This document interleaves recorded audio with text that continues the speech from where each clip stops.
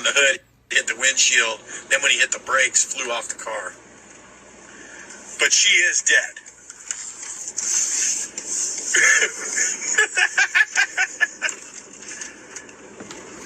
No, it's a regular person. Yeah.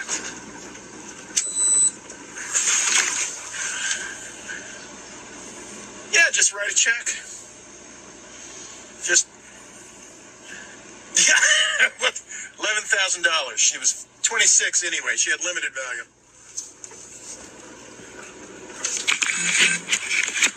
Up on the hood, hit the windshield. दोस्तों ये जो video आप लोगों ने स्टार्टिंग में सुनी, हो सकता है कईयों को समझ में आई हो और कईयों को समझ में न आई हो, तो उस बात के लिए टेंशन मत लेना, क्योंकि जो बातें मैं भी आप लोगों को यहाँ पर एक्सप्लेन करूँगा उसके बाद में ये वीडियो आप लोगों को एक बार और देखनी है, क्योंकि उसके बाद में आप लोग इस वीडियो की ग्रेविटी समझ पाएंगे।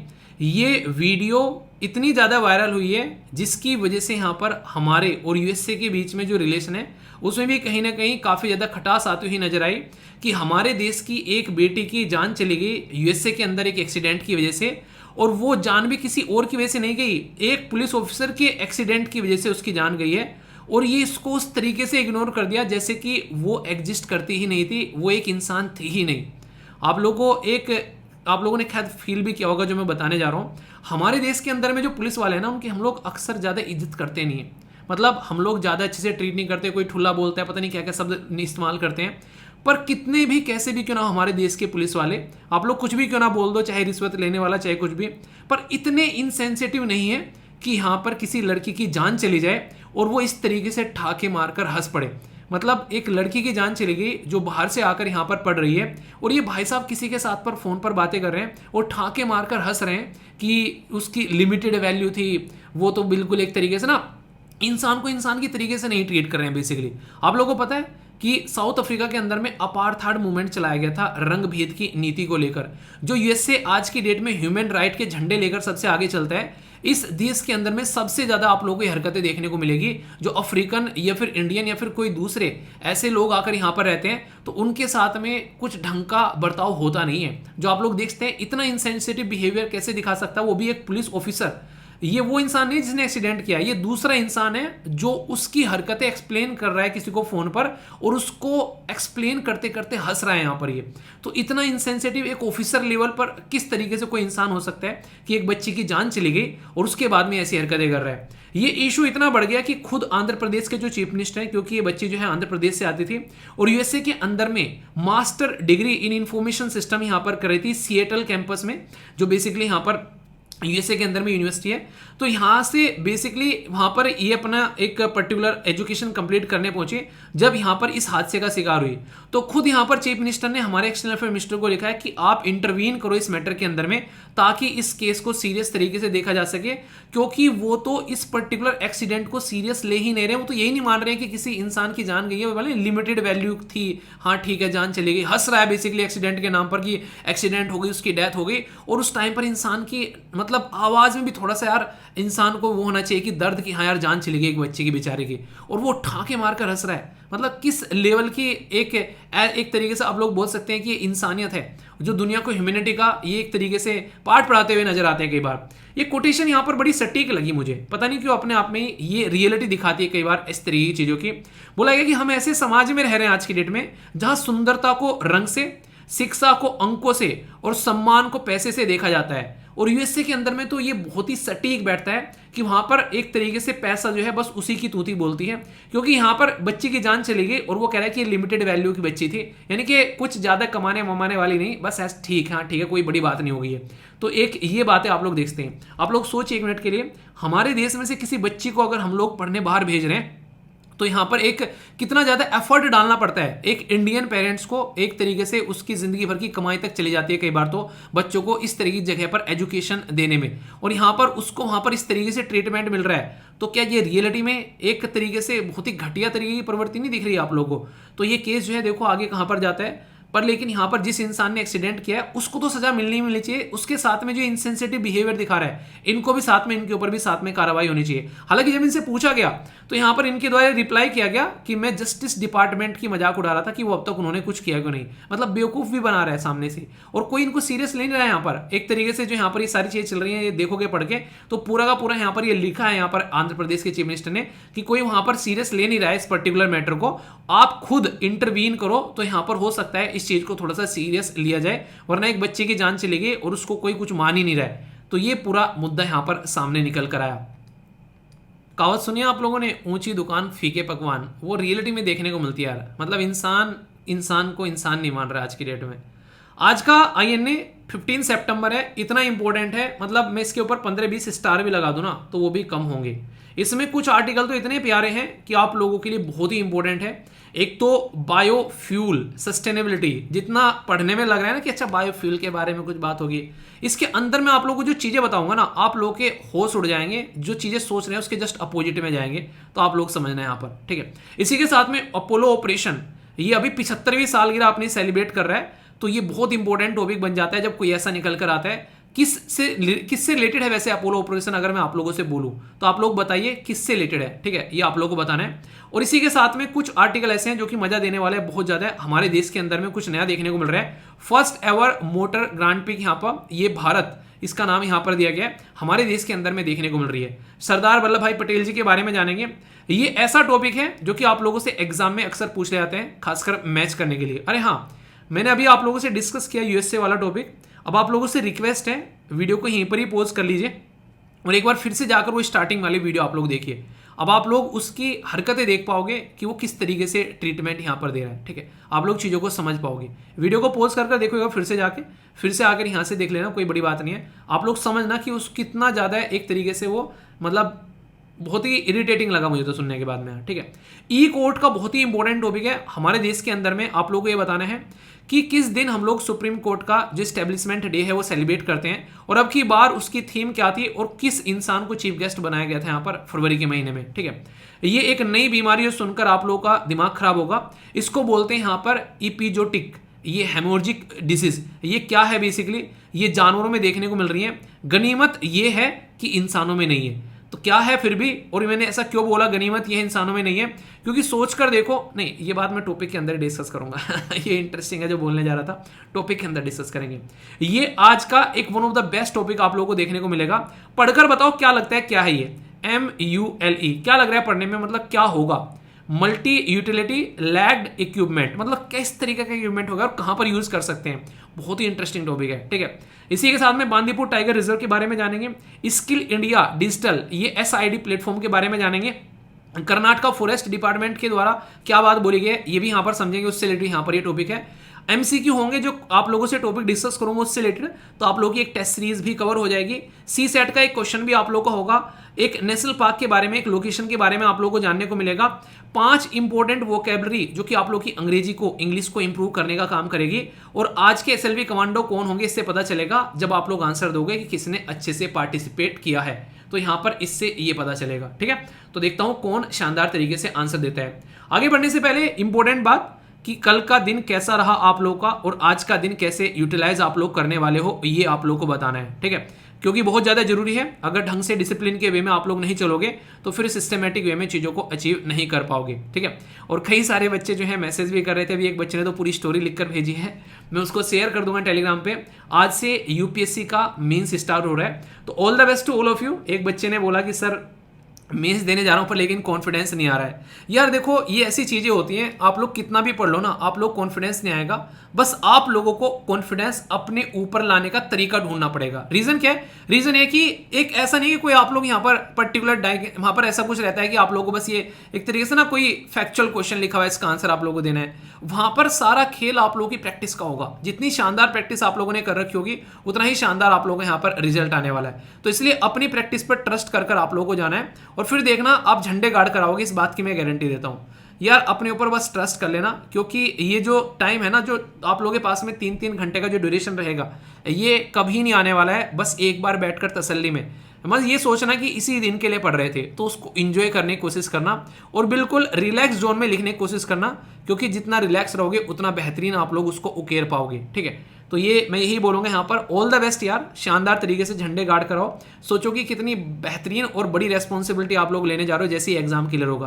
तो एग्जाम को सर पे हावी मत होने दो, उसका सबसे सही तरीका यही है कि उससे ज़्यादा एक्सपेक्टेशन मत लाओ, उसको बस एक एग्जाम की तरीके से ट्रीट करो। थोड़ा सा बोलने में आसान है पर लेकिन मुझे पता है, जब मैंने मेंस दिया था उस टाइम पर मतलब शब्द यूज़ करना अच्छा नहीं लगता है, नहीं एक तरीके से बिल्कुल वांदे लगे होते हैं पर वही है कि कितने अच्छे से आप लोग अपने आप को मैनेज कर पाते हो, प्रैक्टिस कितनी अच्छी होती है, वो चीज़ें आप लोगों को मैनेज करके ले जाती है बेसिकली। ठीक है, और ये तो एक पड़ाव है यार, जिंदगी में पता नहीं क्या क्या करने हैं, झंडे गाड़ने, तो इसलिए शानदार तरीके से। तो all the best all of you.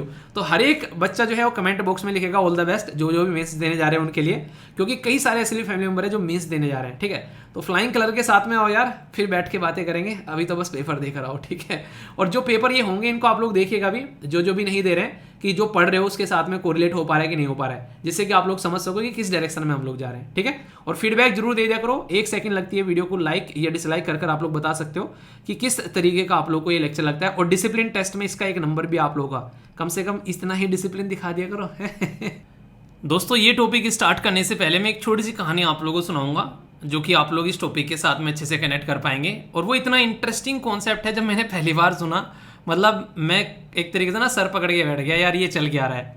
आप लोगों को पता है हमारे देश में लिटरेसी रेट क्या है आज की डेट में? अगर आप लोग बोलो तो लगभग 74% आप लोगों को लिटरेसी रेट देखने को मिलेगा।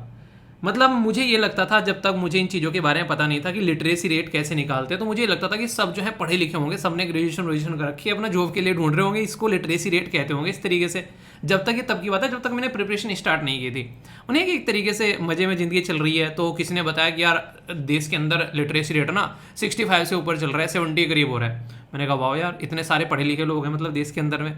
पर जब रियलिटी में मैंने इसको जाकर चेक किया, तो ये था कि अगर तुम अपना नाम लिख ले लेते हो, अपना नाम पढ़ लेते हो, ये ऐसी ऐसी कंडीशन थी वहां पर, तो हम एक लिटरेट इंसान उसको काउंट कर लेते हैं। समझ रहे हैं आप लोग? अपना नाम लिख पा रहे हो, पढ़ पा रहे हो 2-4 शब्द, तो एक लिटरेट कैटेगरी में हम लोग आ जाते हैं। ये लिटरेसी की डेफिनेशन है।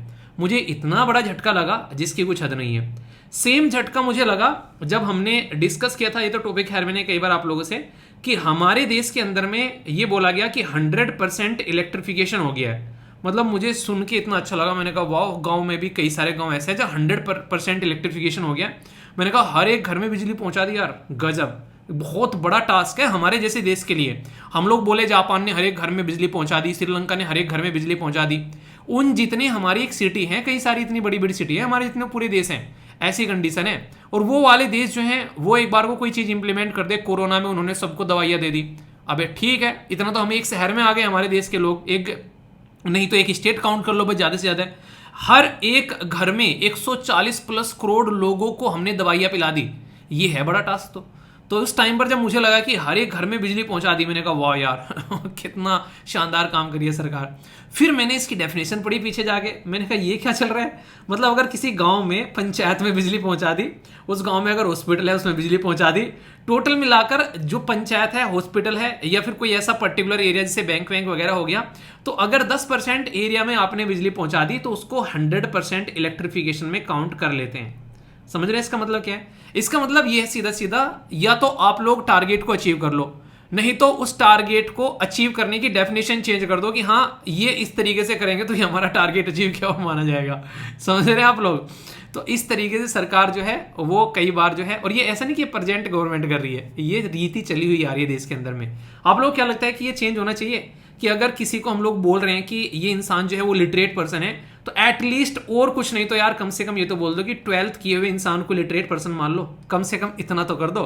10th किए हुए को मान लो, चलो इतना तो कर लो कम से कम, ये तो होना चाहिए ना। अगर आप लोगों को 100% बोलना है तो 50% तो कर दो। ये तो बिल्कुल ऐसे होगा, बच्चे के 10% मार्क्स आए स्कूल में, उसने बोल दिया मैं तो पूरे 100% मार्क्स आ गए, घर वाले सूंघ देंगे पकड़ के उसको, और सरकार ऐसा कर रही है, हम लोग खुश हुए फिर रहे हैं, वाह यार क्या काम चल रहा है। अब यही चीजें कहानियां, 2 कहानियां सुना दी, अब सुनानी तो एक थी, वैसे मैंने 2 सुना दी, ठीक है। अब यही चीज आप लोगों को यहाँ पर इंप्लीमेंट होती हुई नजर आएगी जब हम लोग बात करेंगे यहाँ पर बायोफ्यूल के बारे में। बायोफ्यूल होता क्या है? बायोफ्यूल होता है जो हम लोग अपना जो ईंधन बनाते हैं उसमें हम लोग अपना, जैसे कि गन्ना हो गया, मक्का हो गया, ये सारी चीजें का इस्तेमाल करके हम लोग इसको बनाते हैं। इसको फर्स्ट जनरेशन फ्यूल भी हम लोग बोलते हैं। इंटरेस्टिंग चीज क्या है यहाँ पर? इंटरेस्टिंग चीज यहाँ पर यह है कि हम लोग बार बार इसके बारे में डिस्कस करते हैं और हम लोग ये बोलते हैं कि हमारे देश में 20% एथेनॉल ब्लेंडिंग की बात की जा रही है।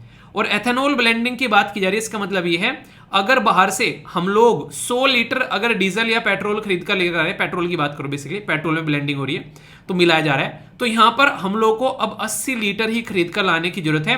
20 लीटर हम लोग, हमारे देश के जो किसान हैं वो जो गन्ना उगा रहे हैं उस गन्ने का एथेनॉल बनाएंगे और लाकर इसमें मिक्स कर देंगे। तो ये समझो कि 20% डिपेंडेंसी जो हमारा इंपोर्ट हो रहा था उसके ऊपर कम हो गया, यानी कि 20% हम लोग आत्मनिर्भर हो गए। सीधा सीधा शब्द ये बोलने वाला, 20% हम लोग आत्मनिर्भर हो गए भाई आज की डेट में, ठीक है। पर लेकिन इंटरेस्टिंग चीज क्या है, अगर हम लोग यहां पर अभी रिसेंटली अगर इस चीज को हम लोग ध्यान से देखेंगे, हम लोग बोलने लगे कि हम लोग आज की डेट में एथेनॉल एक्सपोर्ट भी करने लगे हैं, तो कैसा लगेगा? वाह यार कितनी बढ़िया बात है, अब तक तो हम लोग खरीद रहे थे, हम लोग चीजें एक्सपोर्ट भी कर रहे हैं। पर जब आप लोग बैकग्राउंड में जाके देखोगे ना तो आप लोग उस चीज को लेकर हैरान हो जाओगे कि उस चीज की कॉस्ट क्या है। ये बिल्कुल ऐसी है, ये यूपीएससी के लिए है, हालांकि जो एग्जांपल मैं देने जा रहा हूं ये बिल्कुल ऐसी है कि आप लोगों ने पूरी की पूरी कंप्लीट इंडियन ईयर बुक, जो इंडिया ईयर बुक आती है वो बैठ के पढ़ी, और उस पूरी की पूरी किताब में से, इतनी मोटी किताब है, एक क्वेश्चन पूछा गया 2 नंबर का, ठीक है। इतने में तो आप लोग 3-4 सब्जेक्ट की किताब पढ़ देते, एक लक्ष्मीकांत पढ़ देते, स्पेक्ट्रम पढ़ देते, और भी कई सारी चीजें निपटा देते, उसमें 1 नंबर आया और इधर जो है आप लोग आराम से जो है अपना जो 20-25 नंबर समेट कर ले जाते। तो मतलब आप लोगों का इनपुट कॉस्ट रेशियो क्या है, यानी कि जो आप लोग चीजों को कर रहे हो उसमें मेहनत कितनी लग रही है और कितना आउटपुट निकल कर आ रहा है, ठीक है। तो इनपुट में से आउटपुट कितना निकल कर आ रहा है, तो इनपुट आउटपुट जो रेशियो है वो कैसा बैठ रहा है, ये सोचने वाली यहां पर बात है। अब इंपॉर्टेंट मुद्दा क्या है, जब हम लोग यहां पर बात कर रहे हैं कि हम लोग बायोफ्यूल बना रहे हैं गन्ने से, ठीक है, इन रियलिटी में आप लोगों को पता होगा नीति आयोग की रिपोर्ट है हमारे देश में।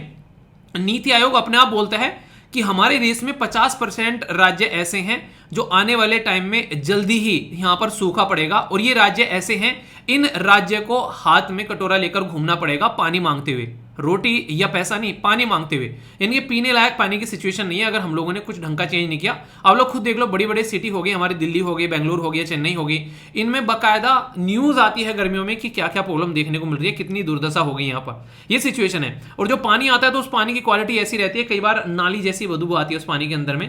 जो सिटी में रह रहे हैं, हॉस्टल वगैरह में कहीं पर रहकर आप लोग पढ़ रहे हैं, कहीं पर आप लोगों ने अगर रूम लिया होगा तो ये भावनाएं समझ पा रहे होंगे, क्योंकि मैं इस चीज में से होकर गुजरा हूं तो इसलिए आप लोगों को बता सकता हूं आसानी से।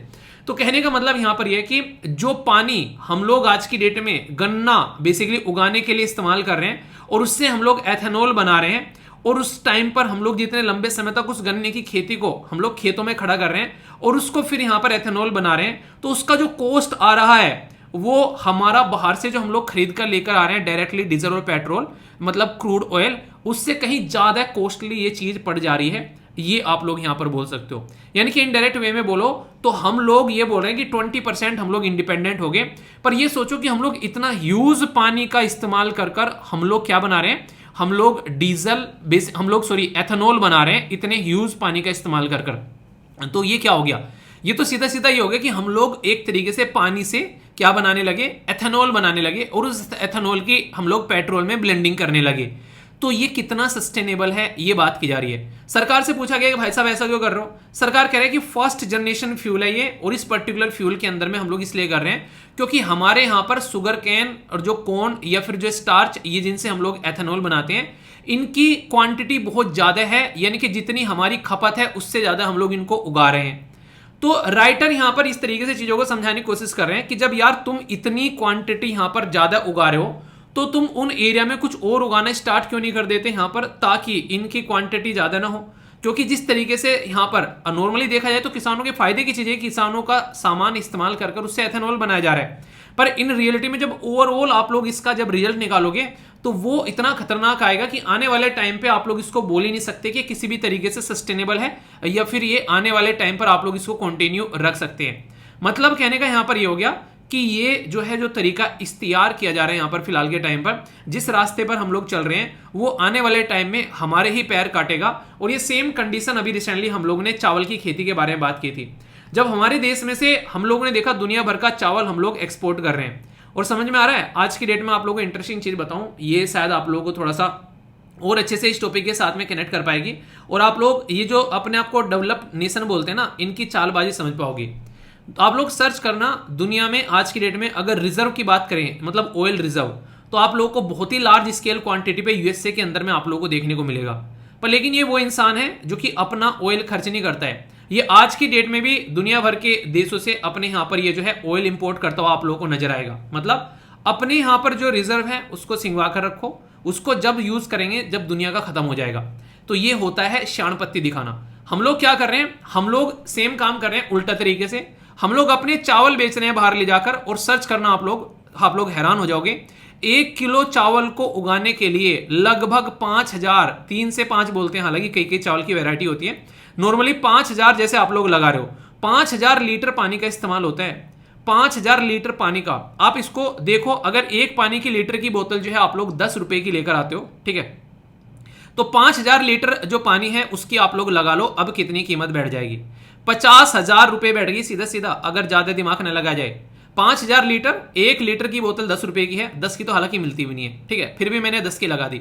तो 50,000 लीटर पानी का इस्तेमाल कर कर हम लोगों ने 1 किलो चावल उगाया। मोटे मोटे तौर पर बोलूं तो हम लोगों ने 50,000 रुपए का 1 किलो चावल उगाया, और इस 1 किलो चावल को फिर हम लोगों ने ले जाके दूसरे देश को बेच दिया, कितना, 100 या 150 या 200 रुपए में।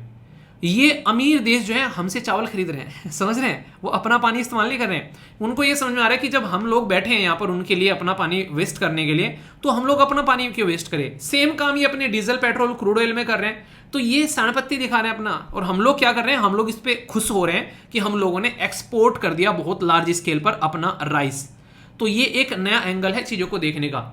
एक्सपोर्ट हम लोग क्या कई बार खुश होते हैं हम लोग, और आज तक भी हम लोग आज को देखने को मिलेगा रॉ मटेरियल काफी लार्ज स्केल पर हम लोग अब तक एक्सपोर्ट करते हैं। उड़ीसा के अंदर में कई सारी ऐसी लोहे की खान है जिनसे डायरेक्ट जो है जापान को रॉ मटेरियल हम लोग इस्तेमाल करते हैं, भेजते हैं, और जापान फिर उसका मैन्युफैक्चर गुड बनाकर दुनिया को बेचता है। मतलब जो कंपनी किया करती थी पुराने टाइम पे, जिसको हम लोग ईस्ट इंडिया कंपनी बोला करते थे, वो यही तो करती थी, रॉ मटेरियल निकाल के ले जाती थी हमारे यहां से, और फिर फिनिश गुड बनाकर हमारे ऊपर लाकर चेप देती थी उसको डबल प्राइस में।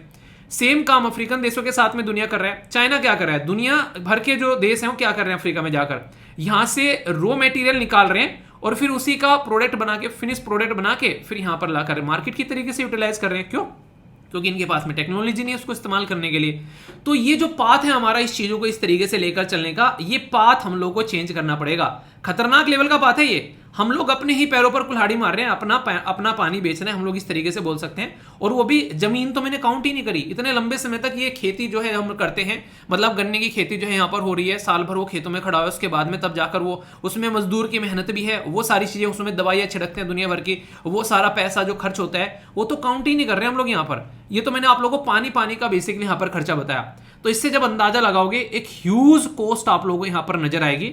तो इसीलिए यहाँ पर सजेशन ये दिया गया कि जो भी हम लोग अपने खेतों में आज के दिन में उगा रहे हैं ना, वो हम लोग को इतना उगाना चाहिए ताकि हम लोग उससे अपनी पूर्ति कर सकें, ठीक है, ना कि ऐसी चीजें लोगों को एक्सपोर्ट करें। तो फिर बोलोगे सर ये तो मतलब फालतू की बात हो गई। फिर हम लोग बायोफ्यूल बनाए किस तरीके से, उसके ऑल्टरनेटिव खोज सकते हैं। सबसे शानदार ऑल्टरनेटिव है कि हम लोग जो प्रोडक्ट वेस्ट बचता है उससे हम लोग बायोफ्यूल बना सकते हैं। आज की डेट में भी आप लोगों को देखने को मिलते हैं, शहर शहर में आप लोग जाते हैं तो आप लोग देखो गन्ने की जो खोई होती है ना, जो गन्ना बाद में जिससे गन्ने का रस आप लोग पीते हैं, तो उसमें से जो मोलेसिस बच जाता है, जो बाद का जो बेसिकली प्रोडक्ट बच जाता है, जो सूखा सूखा जो बुरूदा बचता है, उस बुरूदे से यहाँ पर एथेनॉल बनाया जा सकता है। यानी कि जो वेस्ट का इस्तेमाल कर कर आप लोग खेतों में देखो, जब गन्ना छीला जाता है उसकी पत्तियां बच जाती है बहुत सारी, ठीक है। आप लोग खुद देखो जब गेहूं उगाया जाता है, गेहूं उगाने के बाद में तो अनाज और भूसा अलग हो जाता है, तो भूसा भी बच जाता है काफी ज्यादा। तो हमारे पास में जितना भी वेस्ट है, अगर हम लोग उस वेस्ट को यूज कर कर एथेनॉल बनाए तो ये तो कोई पते की बात हुई। ये तो समझ में आता है कि यार कुछ बढ़िया काम किया है। हम लोग उस प्रोडक्ट को इस्तेमाल कर रहे हैं जो प्रोडक्ट उससे ज्यादा महंगा पड़ रहा है, तो वो गलत चीजें हैं। तो राइटर जो है बेसिकली यहां पर यही बात समझाने की कोशिश कर रहे हैं कि कोई ना कोई ऐसी ऑल्टरनेटिव चीजों पर काम करो, ऐसे ऑल्टरनेट देखो कि हम लोग वेस्ट से फ्यूल जनरेट करने लगे। और कई सारे देश इसके ऊपर काम भी कर रहे हैं, ना कि अपनी बहुत ही प्यारी सी खेतों में उगाई गई मेहनत की फसल को हम लोग इस तरीके से हम लोग इस पर्टिकुलर पर्पज के लिए इस्तेमाल करें। और वो भी आप लोग कर क्या रहे हो, आप लोग कह रहे हो कि पेट्रोल में ब्लेंडिंग करेंगे और फिर पेट्रोल के व्हीकल इस्तेमाल करेंगे। इससे अच्छा तो यह है कि यार आप लोग पेट्रोल के ज्यादातर कोशिश करो कि पेट्रोल के व्हीकल को जितना ज्यादा सप्रेस करते हो सप्रेस करो और सीधा इलेक्ट्रिक व्हीकल पर जंप कर जाओ, कहानी खत्म हो जाएगी कि हाँ पेट्रोल में ब्लेंडिंग करनी है, वो करना है, फलाना ढिमकाना। तो पैटर्न ही दूसरा चेंज हो जाएगा अभी अगर इमीडिएटली अगर आप लोग देखोगे।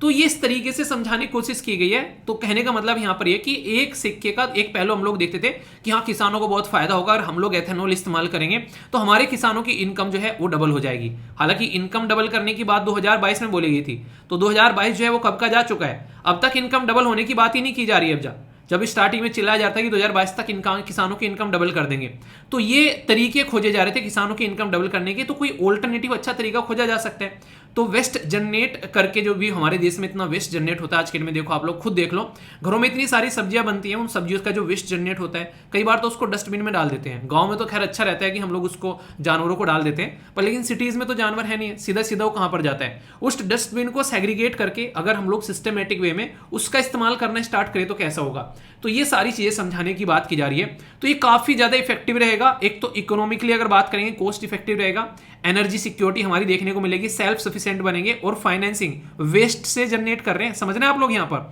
तो ये सस्टेनेबल रहेगा। हम लोग जब वेस्ट से जनरेट कर रहे हैं, आप लोगों को पता है दिल्ली के अंदर में आप लोगों को पहाड़ियों की झलक मिलती है देखने के लिए, इतने बड़े बड़े कूड़े के पहाड़ हैं। तो उन कूड़े के पहाड़ का अगर इस्तेमाल कर करके आज की डेट में हम लोग कोई अपना ईंधन इस्तेमाल करने का तरीका खोज डालें तो वो कैसा रहेगा। या फिर हम अपने जो गेहूं चावल उनका डायरेक्ट जिनको खाने के लिए इंसानों को नहीं मिलते हैं सिस्टमेटिक वे में, उनका इस्तेमाल करें। दूसरा इन्वायरमेंट फ्रेंडली रहेगा। अगर आप लोग ग्रीन हाउस के बारे में बात करें, कार्बन स्टॉक के बारे में बात करें, एयर और वाटर इन सब की सॉइल क्वालिटी के बारे में बात करें, बायोडाइवर्सिटी के बारे में बात करें, हर एक पर पॉजिटिव इंपैक्ट डलेगा अगर हम लोग बायोफ्यूल बनाएंगे। किससे?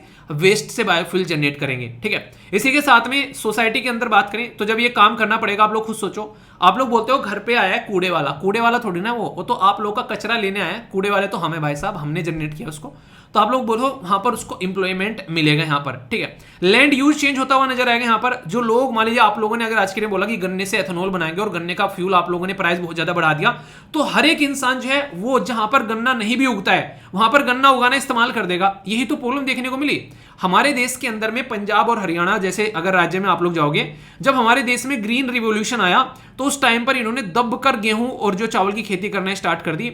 आज की डेट में वाटर टेबल इतना नीचे है वहां पर कि साइंटिस्ट जो हैं या फिर जो इस बात की नॉलेज रखते हैं वो इस चीज को लेकर हैरान है कि आगे जाके सस्टेन कैसे करेगा ये एरिया अगर यहां पर बाहर से सप्लाई नहीं की गई तो ये कंडीशन है। ऊपर से सब जगह कंक्रीट की रोड बना डाली, डेवलपमेंट के नाम पर पैसा आ गया तो पैसे को फिर उस तरीके से चिपका दिया। तो आप लोग समझ सकते हैं। तो यूज ऑफ वाटर हम लोग को सिस्टमेटिक वे में करना पड़ेगा। फूड सिक्योरिटी के ऊपर ध्यान रखना पड़ेगा। मैं आप लोगों को इंटरेस्टिंग चीज बताता हूं, दूर कहां जाते हो, मैं आप लोगों को अपने घर की बात बताता हूं। मेरे घर पर जो जमीन है उस जमीन में टोटल मिलाकर, मैं जमीन नहीं बता रहा हूं, कभी यहां पर फिर उसको अलग तरीके से जज करने लगे हैं कई सारे लोग। तो जमीन मतलब एक तरीके से जिसमें हम लोग खेती करते हैं, उस खेती बाड़ी की जमीन में हम लोग 10% जमीन के अंदर में हम लोग अपने खाने पीने का सामान उगाते हैं। जैसे कि उसमें गेहूं उगा दिए, चावल वगैरह लगा दिया, दाल वगैरह लगा दी। बाकी की जो 90% जमीन है ना, उस 90% जमीन में हम लोग गन्ना उगाते हैं और उस गन्ने को एक्सपोर्ट कर कर, उस गन्ने को बेचकर फिर हमारी जो है वो हमारी घर गृहस्थी चलती है। और इस गन्ने को बेचने के बाद में हम लोग एक ठीक ठाक पैसा जनरेट कर लेते हैं। तो मतलब क्या हो गया, अगर कल को यहां पर बोलने की बात आ गई कि भाई साहब इससे जो हम लोग पैसा जनरेट कर रहे हैं, मान लीजिए वो x पैसा हम लोग जनरेट कर रहे हैं, अब इससे हम लोग 3x पैसा अगर जनरेट करने लगेंगे तो हम लोग जो 10% में अपना खाने पीने का सामान उगा रहे हैं, हम लोग तो इसको भी नहीं उगाएंगे। क्यों? हम लोग ये सोचेंगे यार जब इतना बेनिफिट इस गन्ने की खेती से यहां पर हो रहा है तो इस 10% में भी क्यों ना हम लोग गन्ने उगा दें और जो खाने पीने का सामान है हम लोग बाहर से खरीद लेंगे मार्केट से। तो किसानों ने अगर इस तरीके से सोचना स्टार्ट कर दिया तो हमारे देश की फूड सिक्योरिटी का क्या होगा, जिसके ऊपर हम लोग बेसिकली दुनिया भर के सामने सीना ठोकते हैं कि हम लोग इतने सारे लोगों को खाना खिलाते हैं और WTO में भी हम लोग जा जाकर चिल्लाते हैं। तो किसानों को सोचने में ज्यादा टाइम भी नहीं लगेगा, उनको तो प्रॉफिट दिखेगा और किसान इमीडिएटली शिफ्ट होना स्टार्ट हो जाएंगे। उदाहरण आप लोगों को पंजाब और हरियाणा में ऑलरेडी देखने को मिल रहा है। जिन जिन फसल पर आप लोगों ने MSP यानी कि मिनिमम सपोर्ट प्राइस प्रोवाइड कराया है, उन एरिया में उन फसल का आप लोगों को सेम हाल देखने को मिलेगा। तो ये सिचुएशन आप लोग समझ सकते हैं।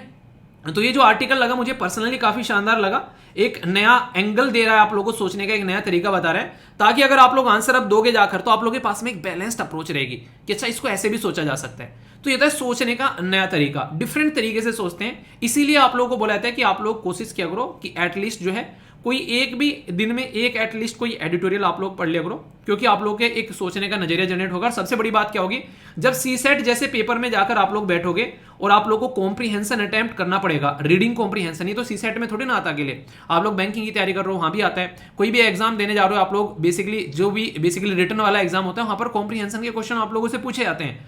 तो अगर आप लोग रीडिंग स्किल आप लोगों की अच्छी रहेगी तो आप लोग उनके आंसर भी आप लोग अच्छे से कर पाओगे, और एक नया वे ऑफ थिंकिंग आप लोग यहाँ पर जनरेट होगा। क्वेश्चन में फिर वो झलकेगा जब क्वेश्चन का आंसर आप लोग करते हुए यहाँ पर नजर आओगे, ठीक है। बाकी इस पर्टिकुलर आर्टिकल को सुनने के बाद में आप लोगों के कुछ चक्षु खुले कि नहीं खुले, और कितने सारे इससे कोरिलेट कर पा रहे हैं, क्योंकि ये तो आप लोगों के बीच की बातें बोल रहा हूं मैं सारी, क्योंकि नॉर्मली आप लोगों ने अपने खेतों में घरों में सारी चीजें होती हुई देखी होगी।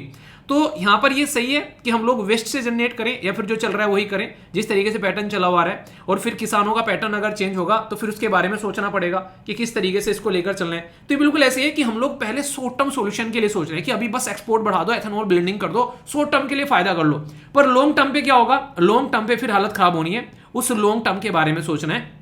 पॉलिथीन आ गई मार्केट में भाई साहब, बल्ले बल्ले ऐसा प्रोडक्ट आया, ना तो गलता है ना सड़ता है भाई साहब, लंबे समय तक चलता है और मल्टीपल टाइम यूज कर सकते हैं। मतलब सीना ठोक ठोक के दुनिया ने चिल्ला चिल्लाकर सबके सामने बोला, वही पॉलिथीन गले की फांस बनी पड़ी है आज की डेट में। मतलब दुनिया का शायद ही कोई देश ऐसा होगा जो पॉलिथीन को बैन करने के ऊपर बात नहीं कर रहा है, जिस पॉलिथीन को सीना ठोक ठोक के चिल्ला चिल्ला के बोला था कि वाह क्या आविष्कार कर दिया है। तो वही आविष्कार आज की डेट में पूरे समाज का बलात्कार कर रहा है। इस कंडीशन में अगर पहुंच गए, बड़े बड़े आर्टिकल छापे जा रहे हैं, बड़े बड़े साइंटिस्ट बातें बता रहे हैं, हर एक इंसान जो है बुद्धिमान ज्ञानीमान बन जा रहे हैं कि हाँ भाई साहब कैसे कैसे इस चीज को कंट्रोल करना है।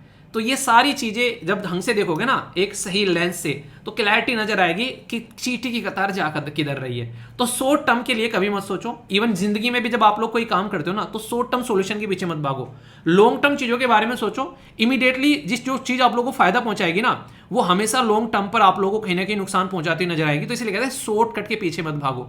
एक बच्चे को पैदा करने में 9 महीने लगते हैं, अगर 9 महीने से पहले बच्चा पैदा होगा तो उसको नर्सरी यानी कि सीसे में रखा जाएगा, जिसको लोकल भाषाएं बोलते हैं। वो सिचुएशन देखनी पड़ेगी। तो इसलिए मेहनत करने का भी आप लोग सिस्टमेटिक वे में अपना बेस तैयार करो। बेस तैयार करने के बाद में पहले सिलेबस देखो, ओल्ड क्वेश्चन पेपर देखो, फिर बेसिक चीजें पढ़ो, फिर स्टैंडर्ड किताबें पढ़ो, प्रैक्टिस करो। जितना टाइम मांगता है वो कम से कम 1 साल, पहले 1 साल दो, उसके बाद में एग्जाम के बारे में चीजों को सोचना स्टार्ट करो। एटलीस्ट पहले अपना बेस तो तैयार करो। फिर भाग भाग के सारे एग्जाम नहीं निकले तो फिर मुझे बताना आकर कि सर गलत बोला था आपने। एक बार पॉलिटी पढ़ लो, एक बार हिस्ट्री पढ़ लो, एक बार ज्योग्राफी पढ़ लो, एक बार इकोनॉमी पढ़ लो। अब सब्जेक्ट पढ़ लिए, अब वो किसी भी एग्जाम में जाकर देख लो कॉन्सेप्ट क्लियर है, भाग भाग के क्वेश्चन निकालोगे। बस लगे पड़े हैं ऐसे ही, चीजों को ढंग से देखते ही नहीं है। तो ये थी कुछ ज्ञान की बातें। मुझे लगता है कि चीजें समझ में आ गई होगी, आर्टिकल भी समझ में आ गया होगा। कैसा लगा टॉपिक बताना जरूर, फीडबैक जरूर देना, लाइक या डिसलाइक कर बता देना, अपना प्यार दिखा देना। 1 सेकंड लगेगी, नहीं तो चल रही है जिंदगी रुकते किसी की नहीं है, ठीक है। कैसा लगा टॉपिक बताना जरूर, डाउट जरूर पूछ लिया करो, ठीक है। और आप लोगों को मैं दिल से थैंक यू बोलना चाहता हूं इस पर्टिकुलर कोर्स को इतना ज़्यादा प्यार देने के लिए। जो ये बेसिक कोर्स यहाँ पर ये लाया गया था, यहाँ पर अब तक का SLV एप्लीकेशन के ऊपर जितने भी कोर्स यहाँ पर लाए गए, उनमें सबसे ज़्यादा प्यार जो है वो यहाँ पर इस कोर्स को मिला। जो UPSC के अंदर में जो बच्चे हैं उसके लगभग 3 गुना बच्चे यहाँ पर बेसिकली इसके अंदर में देखने को मिले। तो ये बहुत ही बड़ा एक तरीके से आप लोग बोल सकते हैं कि एक तरीके से आप लोगों ने इतना ट्रस्ट दिखाया। और सबसे बड़ी बात पता है क्या है, इस कोर्स के अंदर में जो सबसे इंटरेस्टिंग चीज मुझे देखने को मिली, इसमें 70% से ऊपर बच्चे वो हैं जो ऑलरेडी कोई ना कोई कोर्स जो है वो यहाँ पर एप्लीकेशन के ऊपर ले चुके हैं। यानी कि मतलब क्या है, मतलब यहाँ पर यह है कि जो ऑलरेडी देख चुके हैं तो उनको पता है किस तरीके की क्वालिटी है, तो उनके द्वारा ये ट्रस्ट जो दिखाया जा रहा है ना, ये काफी बड़ी बात मुझे लग रही है, ठीक है। ये ऊपर नीचे होता रहता है। इसमें स्टार्टिंग में तो बहुत ज्यादा बच्चे मैक्सिमम वही थे कि जो एक ऑलरेडी कोई ना कोई कोर्स ले चुके हैं, क्योंकि यहाँ पर उनको पता है कि किस क्वालिटी के साथ में चीज़ें जो हैं वो डिलीवर की जा रही हैं, ठीक है। तो ये ट्रस्ट दिखाने के लिए अब जो बाकी के आ रहे हैं 20-30% अलग से आ रहे हैं, अब उनको भी जो क्वालिटी देखने को मिल रही है तो उससे अच्छा लग रहा है कि आप लोग ट्रस्ट दिखा रहे हो। ये कोर्स कैसा है, ये एक रिकॉर्डेड कोर्स है, और ऐसा नहीं है कि रिकॉर्डेड ही रहेंगी, इसमें बहुत सारी चीज़ें अपडेट की जाएंगी टाइम टू टाइम। जैसे अभी यहाँ पर स्टैटिक जीके की क्लास जो है वो लेटेस्ट अपडेट की जा रही है, इसमें अभी क्लास आती रहेंगी, क्योंकि क्लास अभी चल रही है, कई सारी क्लास आप लोग यहाँ पर मिलती रहेंगी, ठीक है। तो बहुत सारी क्लास ऐसी रहेंगी जो आती भी रहेंगी। अभी फिलहाल 7 सब्जेक्ट इसके अंदर 2-3 दिन के अंदर में अपडेट कर दिए गए हैं। अगर कोई भी इमीडिएटली एग्जाम है ना, उसका ये इंस्टेंट सोल्यूशन है। कोई इमीडिएटली एग्जाम है आप लोग का, तो तुरंत आप लोग जाकर फटाफट चीजें अपने निपटा सकते हो। तो इस तरीके से आप लोगों को चीजें देखने को मिलेगी। ये किस किस एग्जाम के लिए नॉर्मली आप लोग ले सकते हो, देखो ये मैं पर्टिकुलर एग्जाम के लिए तो बोलना पॉसिबल नहीं रखता। क्यों? क्योंकि इसको देखकर अभी कई सारे बच्चों ने अपने स्टेट पीसेस भी दिए हैं। इसको देखकर आंध्र प्रदेश के बारे में मैंने बात की थी, यूपी पीसेस के बारे में कई सारे बच्चों ने अपने, अभी राजस्थान पीसेस के लिए भी कई सारे बच्चों ने इसके अंदर में इनरोल किया था। क्यों मैं स्टेट पीसेस के लिए क्यों खुल के नहीं बोल रहा हूं, इसके लिए इसलिए नहीं बोल रहा हूं क्योंकि वहां पर लोकल चीजें पूछी जाती हैं। ठीक है, अगर लोकल चीजों के अलावा कुछ और कवर करना है तो यहां से आप लोगों को कोई भी एक तरीके से मैं बोल सकता हूं कि आप लोग इसको लेकर कभी भी ये नहीं बोलोगे कि यार गलत जगह आ गए। ठीक है, इस बात की मैं गारंटी दे रहा हूं। ठीक है, तो यहां पर आप लोगों को ये सारी चीजें देखने को मिलेगी। ईपीएफओ के साथ में कई सारे बच्चे कंपेयर कर रहे हैं। ईपीएफओ के कोर्स से ये बहुत ज्यादा अपग्रेडेड है। उसमें जो यहां पर ये ग्रीन वाले सारे लगे हुए ना टिक, ये सारे वहां पर आधे आधे थे उसके सिलेबस के अंदर में। अब यहां पर ये फुल आप लोगों को देखने को मिलेंगे, फुल सिलेबस कवरेज के साथ में आप लोगों को। ठीक है, तो यहां पर इकोनॉमी के कई सारे सब्जेक्ट ऐसे भी होंगे जहां पर डबल डबल टीचर के सब्जेक्ट भी आप लोगों को प्रोवाइड करा देंगे। जैसे कि इकोनॉमी एक टीचर ने पढ़ा रखी है, समझ में नहीं आ रही, चलो एक की और प्रोवाइड करा देते हैं। तो मेरा बेसिक पर्पज यहां पर यह है, जो अफोर्डेबल एजुकेशन को मोस्ट अफोर्डेबल एजुकेशन की कैटेगरी में डालने का बेसिकली पर्पज है, ताकि हर एक बच्चा जो है वो इसका फायदा उठा सके। और इसीलिए यहां पर किसी भी एग्जाम के लिए एक रामबाण बना दिया है। यहां पर आर्ट एंड कल्चर भी है, जनरल साइंस भी है। यूपीएससी में जनरल साइंस नहीं आती आप लोग की, यूपीएससी में साइंस एंड टेक आता है, तो वहां पर साइंस एंड टेक रहेगा, तो यहां पर आप लोग की जनरल साइंस है। सोशल सिक्योरिटी पूछ रहे हैं, कोई अकाउंटिंग पूछ रहा है, कोई कंप्यूटर इतना बेहतरीन पढ़ा रखा है ना जिसकी कुछ हद नहीं है। आप लोग देखकर मजा आ जाएगा कंप्यूटर की क्लासेस को, इतना डिटेल में कि कई सारे बच्चे तो बोलने लगे सर इतना डिटेल में कौन पढ़ाता है। कहीं पर भी कंप्यूटर की क्लास आप लोगों को 10 15 20 मिलेगी। 40 के करीब क्लासेस हैं आप लोगों की यहाँ पर, 35-40 के करीब क्लासेस। समझ सकते हैं, कभी कंप्यूटर का कोई क्वेश्चन नहीं छूट पाएगा। इंडस्ट्रियल रिलेशन जैसे मैंने पढ़ाया, पॉलिटी वगैरह, ये सारी चीजें तो मैं ही पढ़ा रहा हूँ। खैर ये तो आप लोग आसानी से इनको एंजॉय कर सकते हैं। सारी क्लास आप लोगों को रहेगी, ये रीजनिंग की क्लास, और ये टीचर को देखकर प्यार हो जाएगा आप लोगों को, साइंस के टीचर से प्यार हो जाएगा। सारे ये आप लोगों को एक जगह इकट्ठे मिल जाएंगे, और वो भी बहुत ही माइन्यूट से प्राइस में। ठीक है, 399 इसलिए रखा था स्टार्टिंग में, मैंने कहा जिसको लगता है कि प्राइस बहुत ज़्यादा है वो अपना ज्वाइन कर ले, और ये इसमें नहीं हो पाएगा एक साल के लिए। मैंने बताया था कि ये कोर्स जो है इसकी, अगर मार्केट में आप लोग जाकर देखोगे, इतना सारा सामान सबको पर्टिकुलर एग्जाम का प्रोवाइड कराते हैं, तो इसलिए इसकी कॉस्ट आगे अभी आप लोगों को बढ़ती नजर आएगी। अभी इसकी 499 हो गई है, ये जल्दी ही अभी 599 भी होगी। ठीक है, यहाँ पर इसलिए रोक रखा है, मैंने कहा कुछ और बच्चे अगर जिसको लगता है कि हाँ अफोर्डेबल है, मिल जाना चाहिए। फिर जैसे ही 599 होगी तो फिर देखता हूँ कहाँ पर जाकर बेसिकली इसको रोकना है, क्योंकि 10K इसका प्राइस जो है वो सेट किया गया है। ठीक है, तो अभी ये डिस्काउंटेड प्राइस चल रहा है, जो कोई ले लेगा, क्योंकि अभी 7 सब्जेक्ट आए हैं, पूरे 16 सब्जेक्ट यहाँ पर अपडेट होते ही ये इसका प्राइस जो है वो तुरंत बढ़ जाएगा। ठीक है, ये बात ध्यान रख लेना। तो देखते रहिए कब तक यहाँ पर चीज़ें अपडेट होती हैं। तो जिस किसी ने ले लिया अच्छी बात है, जिस किसी ने नहीं लिया वो गो थ्रू होना, इस बात की मैं गारंटी दे रहा हूँ कि पछताओगे नहीं। एक बार अगर इस कोर्स में को निकल जाओगे तो किसी न किसी एग्जाम को जरूर फॉलो कराओगे, क्योंकि इस बेसिक लेवल से सारी चीज़ें यहाँ पर तैयार की जा रही है। और जैसे कई सारे बच्चे बोले सर 12th के बाद भी हम लोग इसको ज्वाइन कर सकते हैं, क्योंकि यूपीएससी तो अभी हम ले नहीं रहे, तो 12th के बाद अगर आप लोग इसको ज्वाइन करोगे तो सारे सब्जेक्ट का आप लोग का बहुत अच्छा बेस हो जाएगा। और सारे सब्जेक्ट का अच्छा बेस नहीं, कुछ ज़्यादा ही अच्छा बेस होगा। क्यों? क्योंकि सारे सब्जेक्ट जो हैं वो यूपीएससी के लेवल पर बेसिकली कहीं ना कहीं टच करते हुए आप लोगों को नजर आएंगे। ये नहीं कह सकता कि मैं यूपीएससी क्लियर कर दोगे इसको लेकर, क्योंकि वहां पर एक अलग चीज हो जाती है, ज्यादा डीपली चले जाते हैं। पर हाँ, स्टेट पीसीएस को तो आप लोग अच्छे से कवर कर लोगे इसको अंदर, बस लोकल को अगर छोड़ दो तो ये मैं इसके बारे में बता रहा हूँ। तो इतना प्यार दिखाने के लिए यार मैं यकीन नहीं कर रहा था रियल अडी में, मतलब इतना ज़्यादा प्यार आप लोग इस कोर्स को दिखाओगे, तो थैंक्स लॉट फिर से। पर हाँ वही है कि ले लिया है तो अब इसको यूज़ कर लेना, ऐसा नहीं कि बस हाँ ले लिया और फिर वही पैसे बस पड़े रहे, लेक्चर ले लिए पड़े हैं देख ही नहीं रहे, ऐसा मत करना प्लीज़। ठीक है, बाकी अगर यूपीएससी के लिए सीरियस हो आप लोगों को, लग रहा है कि नहीं कोर्स नहीं लिया जा रहा है, तो क्लास नोट्स अगर आप लोग को रेफर कर लग रहा है कि हाँ हम लोग कुछ कर सकते हैं। माइन्यूट सा प्राइस रखा गया, बहुत ही, एक बार पे करना है, मंथली कुछ नहीं है, ये आप लोगों को आसानी से आप लोग इसको एंजॉय कर सकते हैं। आंसर राइटिंग ग्रुप में डेमो आप लोगों को मिल रहे हैं, इसको आप लोग ज्वाइन कर सकते हैं, ये स्कैन कर और यहाँ पर अपना स्क्रीन शॉट यहाँ पर भेज देना। ठीक है, तो ये सारी की सारी चीज़ें बहुत ही मोस्ट अफोर्डेबल में आप लोगों को देखने को मिल रही है। इससे ज़्यादा अफोर्डेबल शायद ही आप लोग कहीं पर चीज़ें मिलेगी इस लेवल की, वो भी जो कि आप लोगों को कहीं कंफ्यूजन रहे, उस लेवल पर आप लोग तैयारी कर पाओगे। ठीक है, तो अच्छे से एंजॉय करो, सही तरीके से चीज़ों का, रिसोर्सेज का यूटिलाइजेशन करो। ठीक है दोस्तों, जो हमें आज़ादी मिली है ना यार, ये आसान नहीं थी। इसके लिए जो हमारे जो देश के स्वतंत्रता सेनानी हैं, उन्होंने बड़ा जद्दोजहद किया।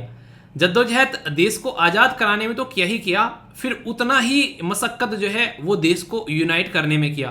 तो जो आज की डेट में हम लोग यूनिटी डे सेलिब्रेट करते हैं ना, वो किस इंपॉर्टेंट पर्सनैलिटी के नाम से करते हैं बताना जरूर।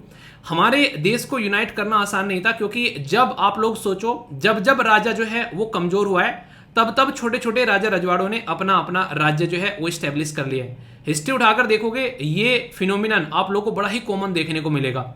तो इसी सिस्टम के तहत यहाँ पर चीज़ें देखने को मिली कि जैसे ही देश आज़ाद हुआ कई सारे राजा रजवाड़ों ने सोचा कि हम लोग अपनी लाइफ को एंजॉय कर लेते हैं, अपने आप को अलग कर लेते हैं। तो उस टाइम पर यहाँ पर एक ऐसे स्ट्रॉन्ग लीडर की रिक्वायरमेंट होती है जो कि सबको एक सही डायरेक्शन में, सही लाइन में लगाकर चल सके, और वो काम किया गया यहाँ पर सरदार वल्लभ भाई पटेल जी के द्वारा। तो हम लोग 75वीं एनिवर्सरी यहाँ पर सेलिब्रेट कर रहे हैं यहाँ पर ऑपरेशन पोलो की। यहाँ पर ऑपरेशन पोलो और पुलिस एक्शन बोलते हैं बेसिकली हैदराबाद के लिए। तो हैदराबाद जो कि आज की डेट में आप लोगों को एक कैपिटल देखने को मिलती है, एक टाइम पर ऐसा था, ये हैदराबाद एक स्टेट हुआ करता था जिसके नाम पर आज की डेट में आप लोगों को ये कैपिटल देखने को मिलती है। ये जो पर्टिकुलर टॉपिक है दोस्तों आप लोग हिस्ट्री के साथ में कनेक्ट करते हैं क्योंकि 13 सितंबर को यहाँ पर ये डे सेलिब्रेट किया था और अभी यहाँ पर इसकी 75वीं वर्षगांठ हम लोगों ने इसकी सेलिब्रेट की गई क्योंकि यूनाइट किया गया इसको इंडिया के अंदर में पर्टिकुलर एरिया को अपना पार्ट बनाया गया। और ये आसान नहीं था। यहाँ पर जब किसी इंसान को कहते हैं ना कि टेढ़ी वो सीधी उंगली से घून के ना निकले तो उंगली को टेढ़ी कर लेना चाहिए, ऐसा ही कुछ यहाँ पर देखने को मिला हैदराबाद के मामले में। तो यहाँ पर कहीं ना कहीं बोल सकते हैं कि एक तरीके से हम लोगों ने श्याम दाम दंड भेद लगाए तब जाकर यहाँ पर ये बेसिकली हमारे कंट्रोल में आए। श्याम दाम दंड भेद क्यों बोल रहा हूं? क्योंकि पहले समझाया गया प्यार से, पर नहीं माने तो फिर लाया गया हथियार से, ठीक है। तो यहाँ पर फिर बोला गया कि अब तो सुधरोगे, तो इसके लिए ऑपरेशन पोलो चलाया गया और तब जाकर यहाँ पर ये चीजें जो हैं वो आप लोगों को यहाँ पर कंट्रोल में देखने को मिली। सारी चीजें अगर आप लोग ध्यान से देखोगे ना, ये सारी चीजें बहुत ही सिस्टमेटिक वे में आप लोगों को यहाँ पर चलती हुई नजर आई देश में। सबसे अच्छी बात यह है कि हमारे लीडर जो है चीजों को यूनाइट करके ले गए।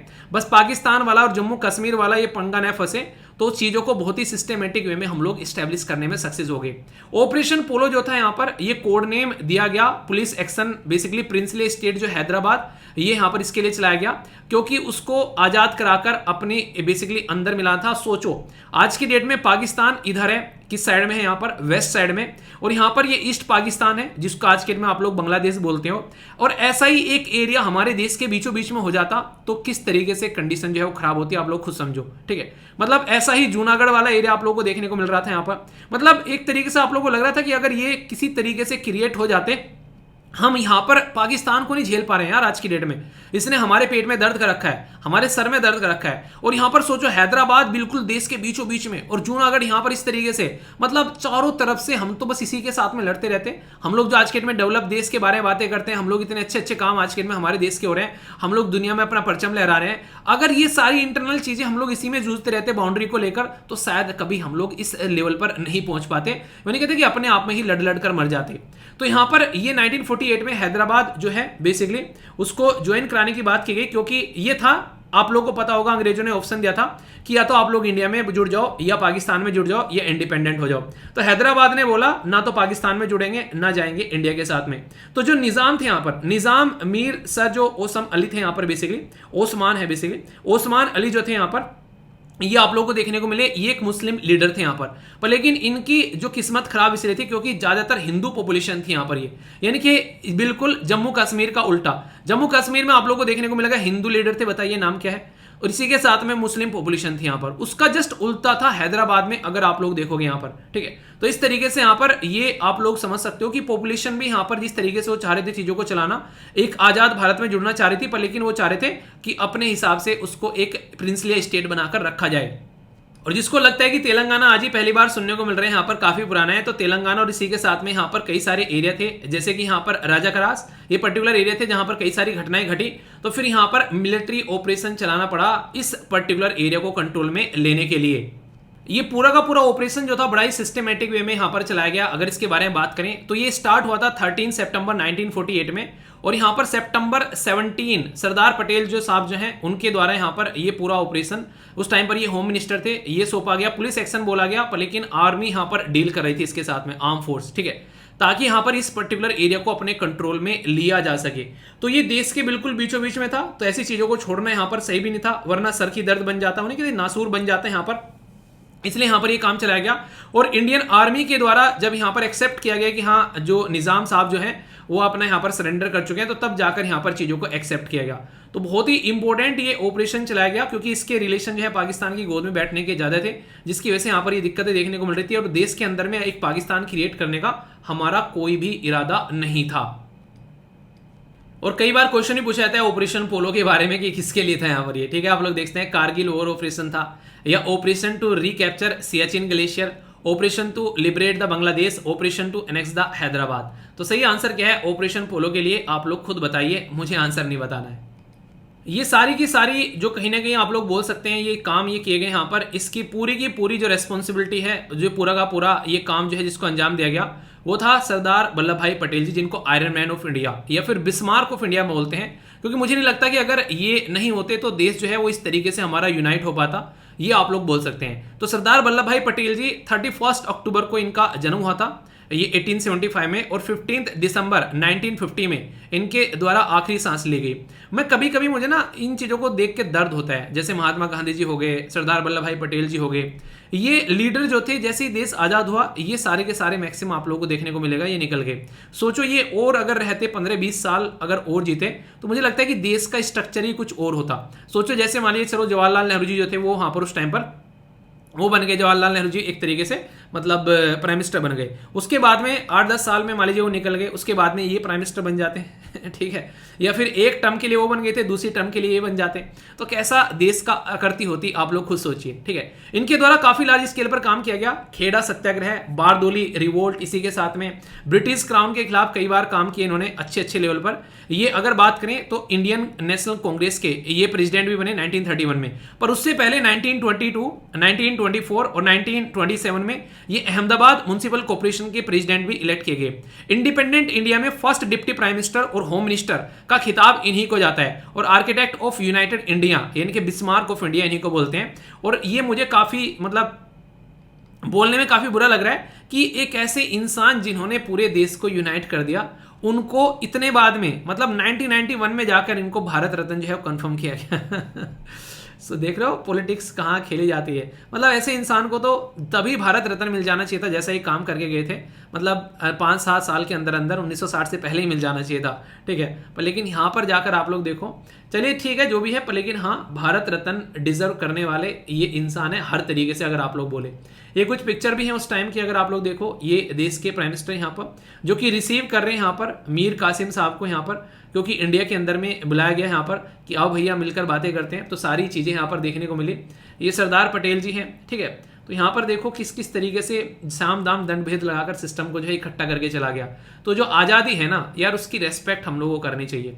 अपने देश को आगे ले जाने की अब हमारी रेस्पॉन्सिबिलिटी है। जब यहाँ तक लाकर इन लोगों ने छोड़ दिया तो एटलीस्ट अब हम लोगों को थोड़ी सी हिम्मत दिखानी चाहिए, अपने देश के लिए कुछ तो ऐसा करें जो कि आने वाली जनरेशन को लगे कि हाँ यार इंसान ये भी कुछ करके गए हैं, ठीक है। बाकी कुछ मैप भी डाल दिए हैं, अगर आप लोग पुराने टाइम को थोड़ा सा फील करना चाहते हैं तो कुछ कुछ कौन कौन सा पोर्शन कहाँ कहाँ पर था, तो ये कुछ कुछ ऐसे मैप भी यहाँ पर डाले गए हैं, ठीक है। तो आई होप कि आप लोगों ने इसको एंजॉय किया होगा। कोई डाउट समस्या परेशानी हो तो बताना। एक हिस्ट्री का टॉपिक आप लोगों का कवर हो गया है कि नहीं। क्लाइमेट चेंज का एक खौफनाक चेहरा आज की डेट में दुनिया के सामने निकल कर आता है, और ऐसा ही एक यहाँ पर देखने को मिला लीबिया के अंदर में जो सिटी है जिसका नाम है डेरेना, ठीक है। तो यहाँ पर लगभग 5100 लोग यानी कि 5000 से भी ज़्यादा लोग जो हैं वो वाइप आउट हो गए यहाँ पर बेसिकली फ्लड के अंदर यानी कि बाढ़ के अंदर में। काफ़ी ज़्यादा खतरनाक है यहाँ पर। जीएस पेपर 1 में आप लोग यहाँ पर देखते हैं, और ये काफ़ी ज़्यादा है। एक से समझ रहे हैं 5000 लोग कितनी बड़ी एक तरीके से बात होती है। अब आप लोग यहाँ पर इसको कैसे देख सकते हैं, अब क्वेश्चन डायरेक्ट आप लोगों से पूछ लिया जाएगा, यहाँ पर बोल देंगे DERNA, ये पर्टिकुलर सिटी जो है वो किस पर्टिकुलर कंट्री के अंदर में देखने को मिलती है। तो डरना आप लोग यहाँ पर नाम याद रखना, मैच करने के लिए पूछी जाएगी बड़ी आसानी से, जिस तरीके से अभी एग्जाम में देखा गया। लीबिया एक ऐसी कंट्री है जो कि लैंडलॉक कंट्री नहीं है, ये मेडिटेरेनियन सी के साथ में आप लोगों को यहाँ पर कनेक्ट आएगी, ठीक है। तो इसके अंदर में यहाँ पर ये दिक्कत आप लोगों को देखने को मिली। तो लीबिया बेसिकली यहाँ पर याद रखिएगा एक 5000 के करीब लोग जो है बहुत बड़ा नंबर होता है, ठीक है। कई बार अर्थक्वेक जब आते हैं, आप लोगों ने सुना होगा 2000 लोगों की जान चली गई, 1.5 की खड़ी लगी, पर यहाँ पर 5000 के करीब लोग जो हैं वो यहाँ पर बह गए, ठीक है। त्रिपोली इसकी आप लोग कैपिटल देखने को मिलेगी। एग्जैक्ट एक सेकेंड, अच्छा एग्जैक्ट ये आप लोग यहाँ पर इसकी लोकेशन आप लोग देख सकते हैं। तो बहुत बड़ी प्रॉब्लम यहाँ पर देखने को मिली। नॉर्मली बात क्या रहती है, देखिए आज के दिन में क्यों आती है इस तरीके की जो बाढ़ आती है, एक्सट्रीम वेदर कंडीशन हो रही है, बहुत लार्ज स्केल पर आप लोगों को देखने को मिलता है। और ऐसा नहीं यहीं पर ही है, ये काफी लार्ज स्केल पर है, और खासकर वनरेबल जियोग्राफी रहती है। कई बार कोस्टल एरिया में ये सारी दिक्कतें बहुत ज्यादा देखने को मिलती हैं, ठीक है। जब भी कोई साइक्लोन आता है, बाढ़ आती है, कोस्टल एरिया में बहुत नेगेटिव इंपैक्ट आप लोगों को यहाँ पर नजर आता है, ठीक है। इसी के साथ में क्लाइंबिंग इंफ्रास्ट्रक्चर, कई बार ना जैसे कि पहाड़ियों पर क्या रहता है, जैसे कि एक पहाड़ी है, ठीक है, तो वहां पर घर बना दिए, अब जरा सा भी कुछ वहां पर हिला विला डुला, तुरंत ये घर या पहाड़ी खिसक खिसक कर नीचे आ गई।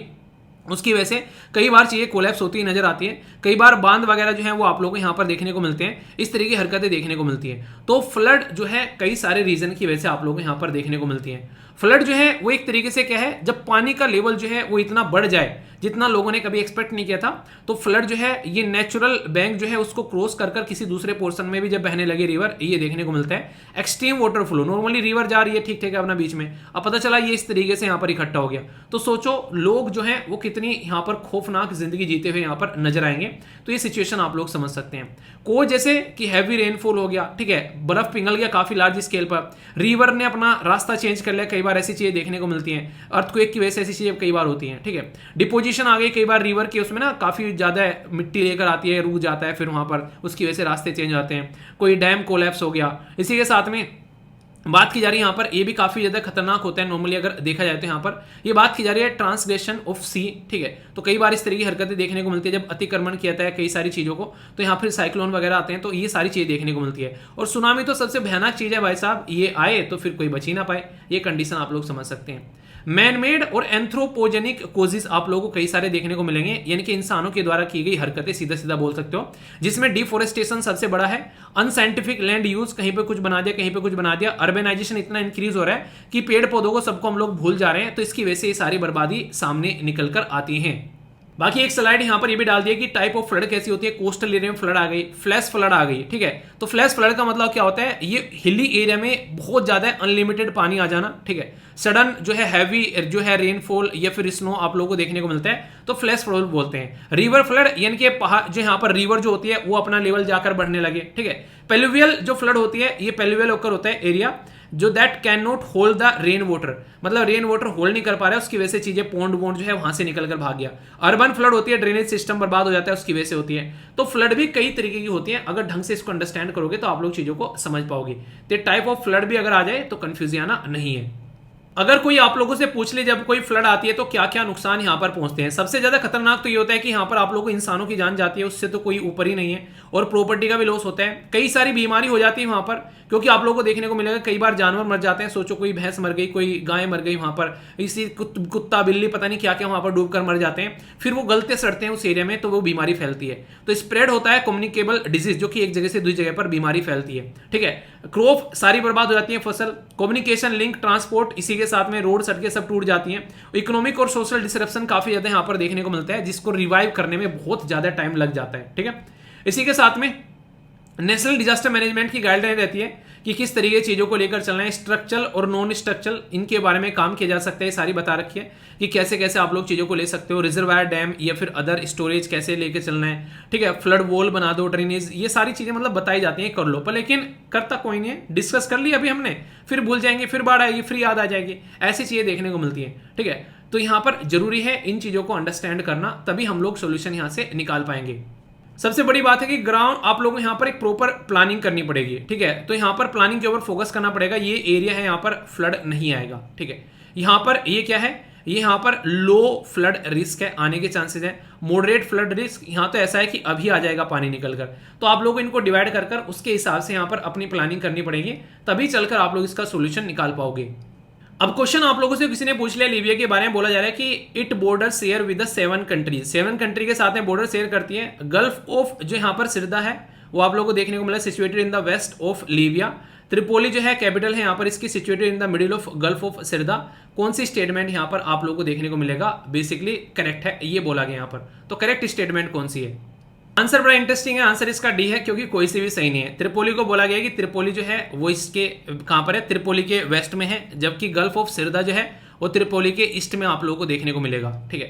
यहां पर आप लोग देखते हैं बोला गया कि गल्फ ऑफ सिरदा situated in the west of Libya, west of Libya यानी कि एक तरीके से लीबिया के वेस्ट में देखने को मिलेगा इधर कहीं पर, लेकिन ये कहां पर है, ये नॉर्थ में है।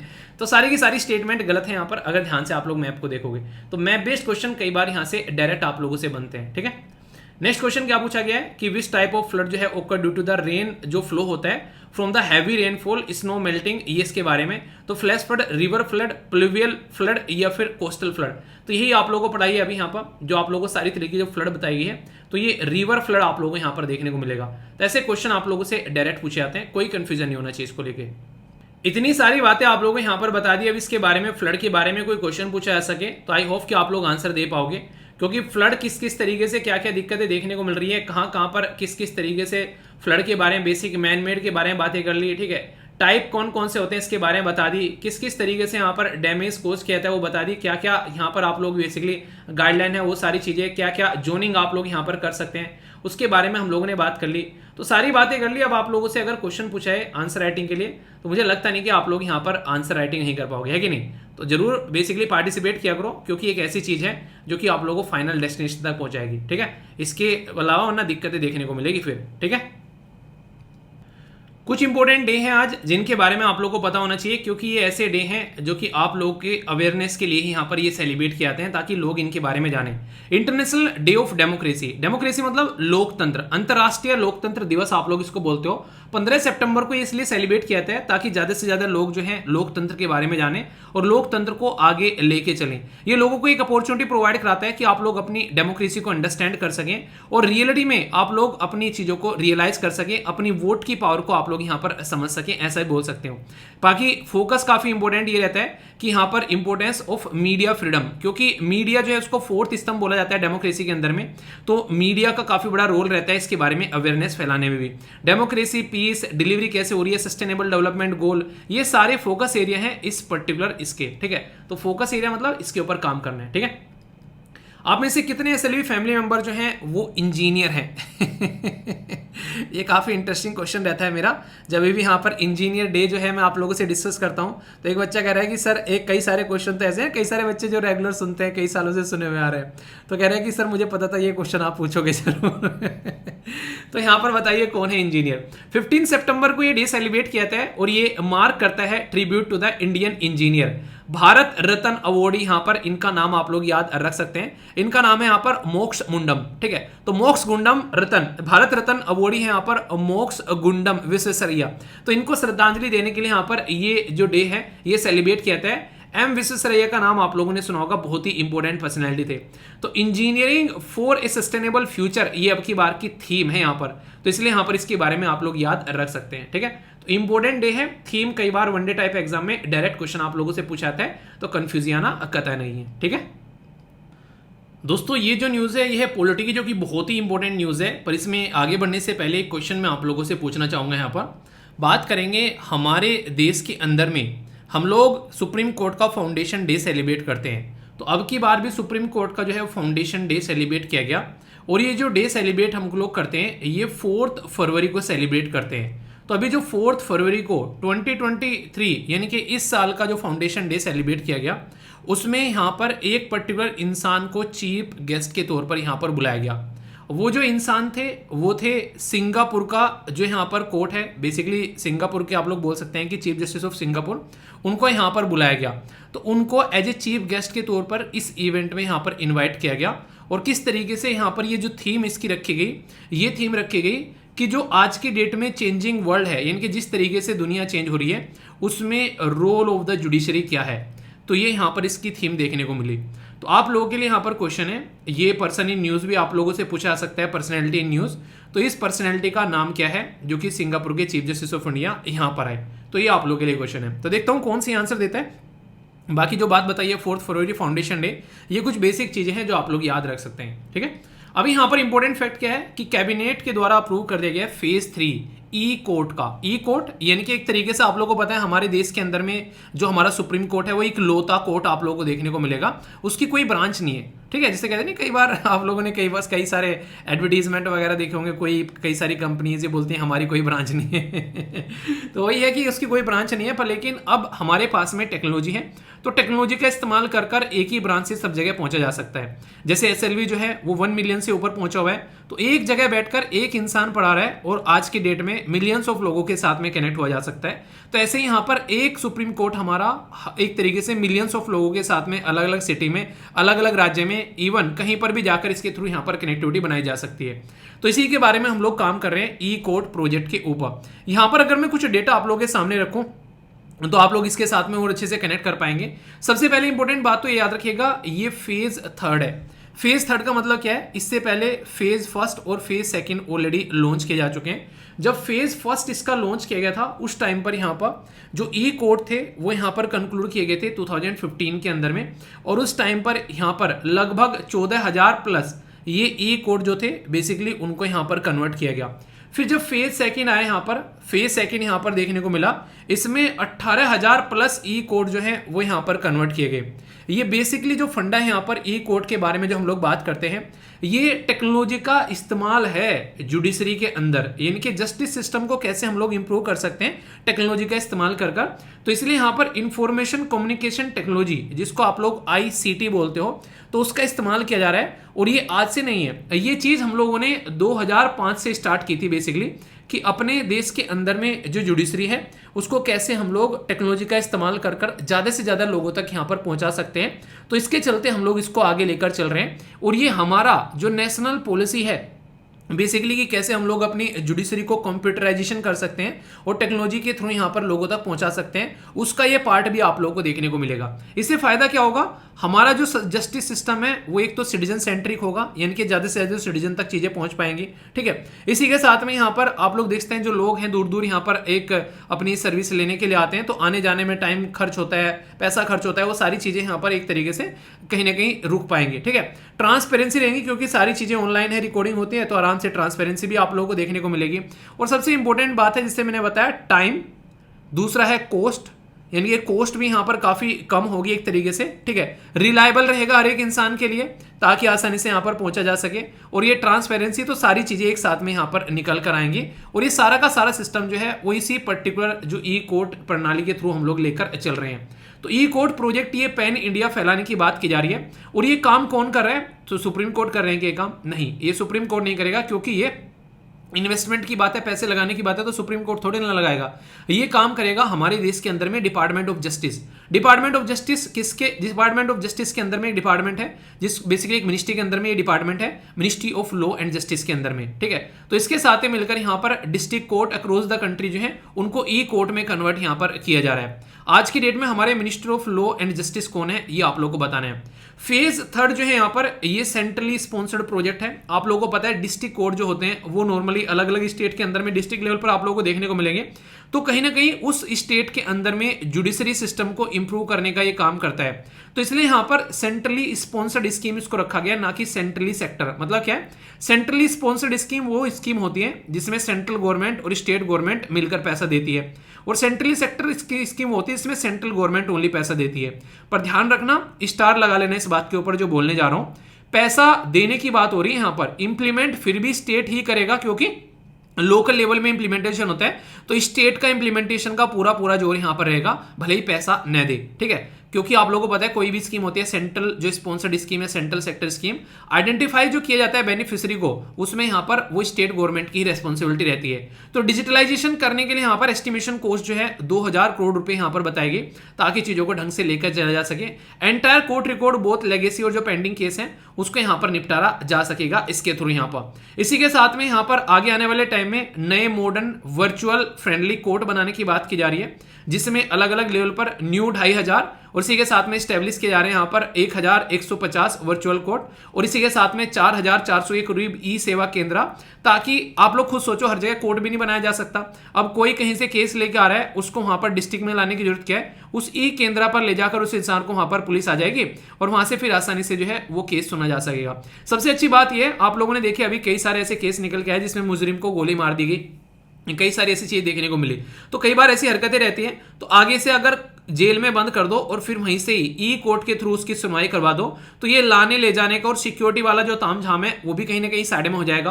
तो बहुत ज्यादा फायदे यानी कि बेनिफिट इसके आने वाले टाइम में देखने को मिलेंगे, इसीलिए इसके ऊपर इतना फोकस यहां पर दिया जा रहा है। ठीक है, तो बहुत ही बेसिक सी चीज है। वैसे हमारे देश के अंदर में जो सुप्रीम कोर्ट है उसके बारे में मैं आप लोगों से पूछूं कितने जज हैं आज की डेट में, आप लोगों को पता है 34 जज हैं यहाँ पर। ठीक है, तो 34 में क्या है यहाँ पर 33+1 है, कौन, ये है चीफ जस्टिस ऑफ इंडिया। तो चीफ जस्टिस ऑफ इंडिया कौन है और ये कौन से नंबर के चीफ जस्टिस ऑफ इंडिया है, ये बेसिक इंफॉर्मेशन का आंसर आप लोगों को देना है। ठीक है, दोस्तों ये टॉपिक काफ़ी इंपॉर्टेंट है, ये बात कर रहा है हेल्थ के बारे में, पर ये हमारी हेल्थ के बारे में बात नहीं कर रहा है, ये बात कर रहा है जानवरों की हेल्थ के बारे में, यानी कि एनिमल हेल्थ के बारे में। अब ये काफ़ी खतरनाक लेवल की एक बीमारी देखने को मिली, उस बीमारी के बारे में यहाँ पर ये न्यूज़ निकल कर आ रही है। और ये जो बीमारी है ये है जानवरों के बारे में। बीमारी जो है यहाँ पर, इसका नाम है यहाँ पर एपिजोटिक हेमोरेजिक इलनेस। ये जो पर्टिकुलर बीमारी है ये जानवरों में देखने को मिल रही है, और किस तरीके के जानवरों में है यहाँ पर, इसके लिए एक पर्टिकुलर शब्द आप लोग याद रखिएगा। जो शब्द आप लोगों को यहाँ पर बताया जाएगा ये शब्द है यहाँ पर बेसिकली रूमिनेंट। रूमिनेंट का मतलब क्या होता है? रूमिनेंट का मतलब होता है कि वो जानवर जो जुगाली करते हैं। आप लोगों ने अक्सर गांव में देखा होगा, जब जानवर घास खा लेते हैं तो फिर उसको पचाने के लिए वो मुंह चलाते रहते हैं और उस मुंह में से वो झाग निकलता रहता है। तो उस झाग की थ्रू यहाँ पर ये चीजें निकल कर आ रही है, एक पर्टिकुलर जानवर से दूसरे जानवर में फैल रहा है। मतलब क्या है? मतलब यहाँ पर ये, अगर किसी पर्टिकुलर जानवर को यहाँ पर कोई बीमारी है, वो जुगाली कर रहा है, उस जुगाली पर आकर कोई मच्छर या फिर कोई मक्खी या फिर कई तरीके के ऐसे इंसेक्ट्स होते हैं, वो आकर बैठ रहे हैं और फिर वो जाकर दूसरे जानवर के ऊपर बैठ रहे हैं और फिर वहां पर उस तक ये बीमारी नॉर्मली पहुंच जा रही है। और इसकी वजह से यहाँ पर कई सारी गायें, और इसके साथ में ये ऐसा नहीं कि गायें इसकी वजह से मर रही है। आप लोग यहाँ पर देखो, ये पिक्चर दिखाएगी यहाँ पर एक हिरन की। तो यहाँ पर ऑथोरिटी जो यूके है उनके द्वारा बोला गया हम इसको क्लोजली मॉनिटर कर रहे हैं। नाम इसका EHD यानी कि एपोजेटिक, यहाँ पर एपिजोटिक यानी कि बिल्कुल ऐसे नहीं जैसे जूनोटिक बोलते हैं। तो यहाँ पर अच्छी बात अभी यहाँ पर यह है कि कोई भी केस ऐसा निकल कर नहीं आया कि जानवरों से इंसानों में ये बीमारी फैली हो। अगर ये जानवरों से इंसानों में फैलने लगी फिर तो ये वाइस वर्सा होने लगती है, फिर तो जानवर और इंसान दोनों की जान जाने लगती है। अभी कम से कम ऐसा रहेगा, अगर ये बीमारी इंसानों में नहीं फैल रही है तो अच्छी बात क्यों बोल रहा हूं मैं? ये इसलिए नहीं बोल रहा हूं कि सेल्फिश है कि हाँ इंसानों में नहीं फैल रही, चलो जानवर मर रहे हैं। अच्छी बात यहाँ पर यह है कि अगर यहाँ पर ये बीमारी इंसानों में फैलने लगी तो फिर जानवर मरते चले जाएंगे और कोई उनको मरने से बचाएगा नहीं। अभी इंसानों में नहीं फैल रही है तो इसमें अच्छी बात यहां पर यह है कि कम से कम इंसान जो है वो एफर्ट लगाकर इन जानवरों को बचा पाएंगे ताकि इनकी ज्यादा जान न जाए। और पता चला इंसानों में फैल रही है, कोई इनके पास नहीं जाएगा, ये मरते रहेंगे। तो यहाँ पर कई तरीके के जो इंसेक्ट्स हैं, यहाँ पर डोमेस्टिक जो रोमिनेंट स्पीसीज हैं, ये बेसिकली जुबाली लेने वाले जानवर, उसमें यहाँ पर ये नॉर्मली देखने को मिल रही है। ये बीमारी आज की नहीं है, ये सारी बीमारी घूम घूम कर आ रही है। 2008 में वर्ल्ड हेल्थ ऑर्गेनाइजेशन के द्वारा यहाँ पर इसके बारे में बात की गई थी और ये एक नोटिफाइड डिसीज की कैटेगरी में यहाँ पर ये इसको नोटिस किया गया था वर्ल्ड हेल्थ ऑर्गेनाइजेशन के द्वारा। ये अच्छी बात जैसे मैंने बताई, यहाँ पर कोई ह्यूमन केस निकल कर नहीं आया है अभी। यहाँ पर इस तरीके से यहाँ पर इसके ऊपर फोकस दिया जा रहा है। और यहाँ पर जो ये फैलती है ये काफी एक एजेंट है जिसको मैंने बेसिकली इपिजोटिक हेमोरेजिक डिजीज वायरस का नाम यहाँ पर इनके द्वारा बताया गया। मैंने जो बीमारी बताई थी आप लोगों को यहाँ पर इपिजोटिक ये हेमोरेजिक डिजीज, इसमें वायरस का नाम बोल दिया तो इसी के नाम पर इसका वायरस का नाम रखा गया है। और ये और भी वायरस जो यहाँ पर फैमिली है, यहाँ पर उसकी फैमिली से यहाँ पर ये निकल कर आता है। अभी कुछ ऐसी बातें जो कि आप लोग यहाँ पर याद रख सकते हैं। देखिए कई सारी बीमारी ऐसी होती है जब निकल कर आती हैं तो लोगों में हड़कंप मच जाता है। तो यहाँ पर हड़कंप मचाने वाली बात नहीं है, सबसे बड़ी बात है कि कैसे इसको कंट्रोल करना है। इसको अगर साइन देखने को मिल जाए कि यहाँ पर फीवर हो रहा है, ठीक है, एक तरीके से कमजोरी हो रही है जानवरों को, जानवर जो है वो घास नहीं खा रहा है, ठीक है, या फिर मोर देन जो सलाइवा है, जो जितना निकलता था उससे ज्यादा सलाइवा निकल कर आ रहा है उसके मुंह से, ठीक है, स्किन पे रेसेस पड़ने स्टार्ट हो गए, छाले से पड़ने, मतलब एक तरीके से बहुत सारी चीजें, सूजन आ गई है, एक तरीके से अल्सर हो गया मुंह में, खाना नहीं खा पा रहा है, ब्रीथिंग में प्रॉब्लम हो रही है और पर्टिकुलरली कई बार इसकी वजह से डेथ भी हो जाती है। तो ये सबसे खतरनाक चीज यहाँ पर ये है, ये घर वाले जो डोमेस्टिक जानवर है उनमें तो हो ही रही है, जो वाइल्ड एनिमल है उनमें भी यहाँ पर ये देखने को मिल रही है। तो इसकी वजह से काफी सारी बातें जो हैं वो यहाँ पर डिस्कस की जा रही है और इसीलिए हम लोग बात करते हैं वन वर्ल्ड जो वन हेल्थ के बारे में। अब जानवरों को साथ में लेकर चलना बहुत जरूरी है क्योंकि इंसान जानवर जो है इतने कॉम्बाइन हो चुके हैं, क्योंकि बहुत सारे जानवरों को इंसान खाता हुआ आज की डेट में नजर आता है। तो अगर यहाँ पर इनका ध्यान नहीं रखा गया, हो सकता है कल को यही बीमारी कन्वर्ट हो गई, कुछ ऐसी बीमारी बन जाए कि यहाँ पर ये इंसानों तक भी लगने लगी, ठीक है, तो फिर ये और ज्यादा विकराल रूप ले लेगी जिसको कंट्रोल करना मुश्किल हो जाएगा और कोरोना का भी बाप निकल कर सामने आएगा, क्योंकि ये इतनी ज्यादा लार्ज स्केल पर आज के डेट में जो जानवर खाए जाते हैं जिसकी कुछ हद नहीं है ऑल ओवर वर्ल्ड में। तो इसलिए जरूरी है यहाँ पर इन चीजों को नोटिस करना और इनको कंट्रोल करना, ठीक है। तो ये आप लोग यहाँ पर याद रख सकते हैं, ये पर्टिकुलर वायरस, इसका नाम क्या क्या न्यूज है, बेसिक इंफॉर्मेशन है। काफी इंटरेस्टिंग और काफी इंपॉर्टेंट न्यूज आप लोग यहाँ पर इसको बोल सकते हैं। और डिफेंस की ये न्यूज निकलकर आप लोगों के सामने आ रही है। हमारे देश के अंदर में ये अकेली बात नहीं है, दुनिया भर में आने वाले टाइम में जो डिफेंस फोर्सेज है उसका बेसिकली इस्तेमाल आप लोगों को कम होता हुआ नजर आएगा। वहां पे भी आप लोगों को टेक्निकल बंदे नजर आएंगे, क्योंकि बॉर्डर की जो रक्षा है वो इंसान नहीं मशीन करती हुई आप लोगों को नजर आएगी। इसी का एक उदाहरण है MULE यानी कि आर्मी के द्वारा यहाँ पर ये मल्टी यूटिलिटी लैग इक्विपमेंट यहाँ पर ये शो किया गया। इसके फायदे क्या हैं आप लोग सुनकर अभी हैरान हो जाएंगे जब मैं आप लोगों को एक्सप्लेन करूंगा। पहले यहाँ पर बात करते हैं कि न्यूज कहां से निकल कर आ रही है। न्यूज निकल कर आ रही है जम्मू एंड कश्मीर से, जो कि हमारे लिए बहुत इंपॉर्टेंट है, खासकर उस पर्टिकुलर एरिया में अपनी सुरक्षा को बढ़ाना जिस तरह की हरकतें पड़ोसी देश से निकल कर आती हैं। तो यहाँ पर नॉर्थ जो यहाँ पर टेक सिंपोजियम है 2023, इसके द्वारा ज्वाइंटली यहाँ पर इंडियन आर्मी के साथ में मिलकर, जो कि नॉर्दर्न कमांड है, और इंडियन डिफेंस जो मैन्युफैक्चरिंग जो है यहाँ पर society of Indian defence manufacturing and IIT Jammu, इनके द्वारा मिलकर यहाँ पर ये प्रोडक्ट सामने रखा गया। ये एक ऐसा प्रोजेक्ट है जो कि यहाँ पर काफी फायदा पहुंचाएगा। अभी जब इसके फायदे बताऊंगा तब आप लोग सुनना। ये यहाँ पर इसका नाम है MUEL, ये जरूर आप लोग याद रखना, MULE, ठीक है, MULE।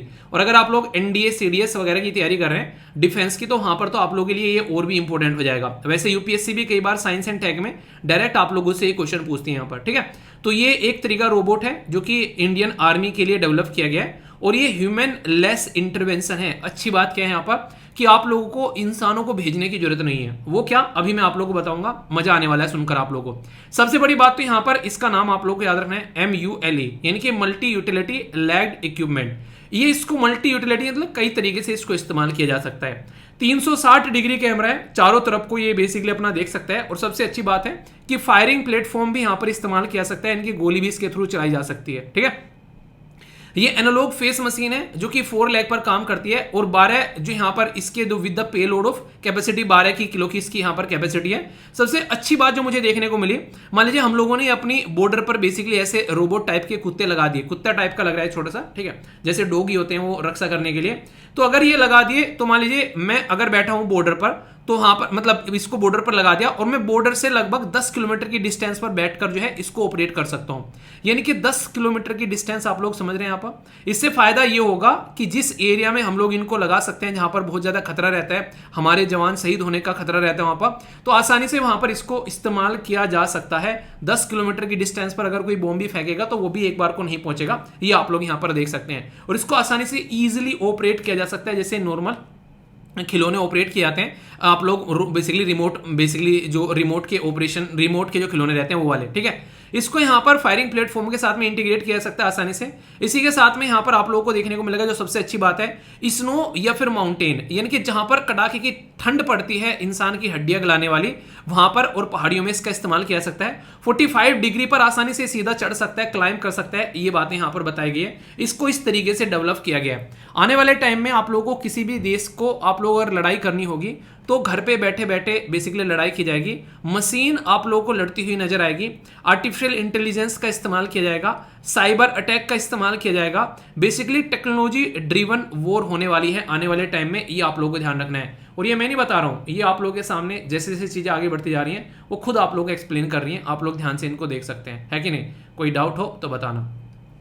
इस न्यूज को सुनने से पहले मैं आप लोगों से एक क्वेश्चन पूछना चाहूंगा, अगर हमारे देश में एजुकेशन सिस्टम में कोई अगर चेंज लेकर आना है तो वो क्या चेंज होना चाहिए, अगर आप लोगों से मैं पूछूं।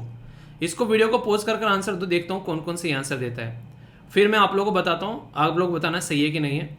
हमारे देश की जो मुझे सबसे बड़ी प्रॉब्लम लगती है, एजुकेशन के साथ में एम्प्लॉयमेंट को कनेक्ट नहीं किया गया है। यानी कि एक इंसान जो है वो कितनी भी पढ़ाई क्यों ना कर ले, इसकी कोई गारंटी नहीं है कि उसको एम्प्लॉयमेंट मिल पाएगा, उसको जॉब मिल पाएगी।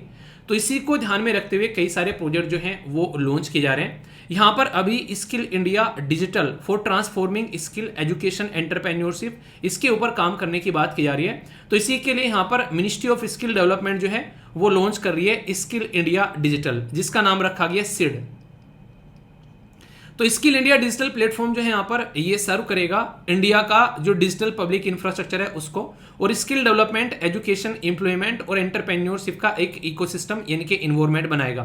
यानी कि स्किल भी मिलेगी, एजुकेशन भी मिलेगी, एम्प्लॉयमेंट भी मिलेगा और बिजनेस भी बनेगा, यानी कि एंटरप्रेन्योरशिप भी आप लोगों को देखने को मिलेगी। तो ये इसका फोकस ये आप लोगों को देखने को मिल रहा है। ये ऑल स्किल इनिशिएटिव जो है वो single umbrella skill development entrepreneurship support के थ्रू लोगों तक पहुंचाएगा।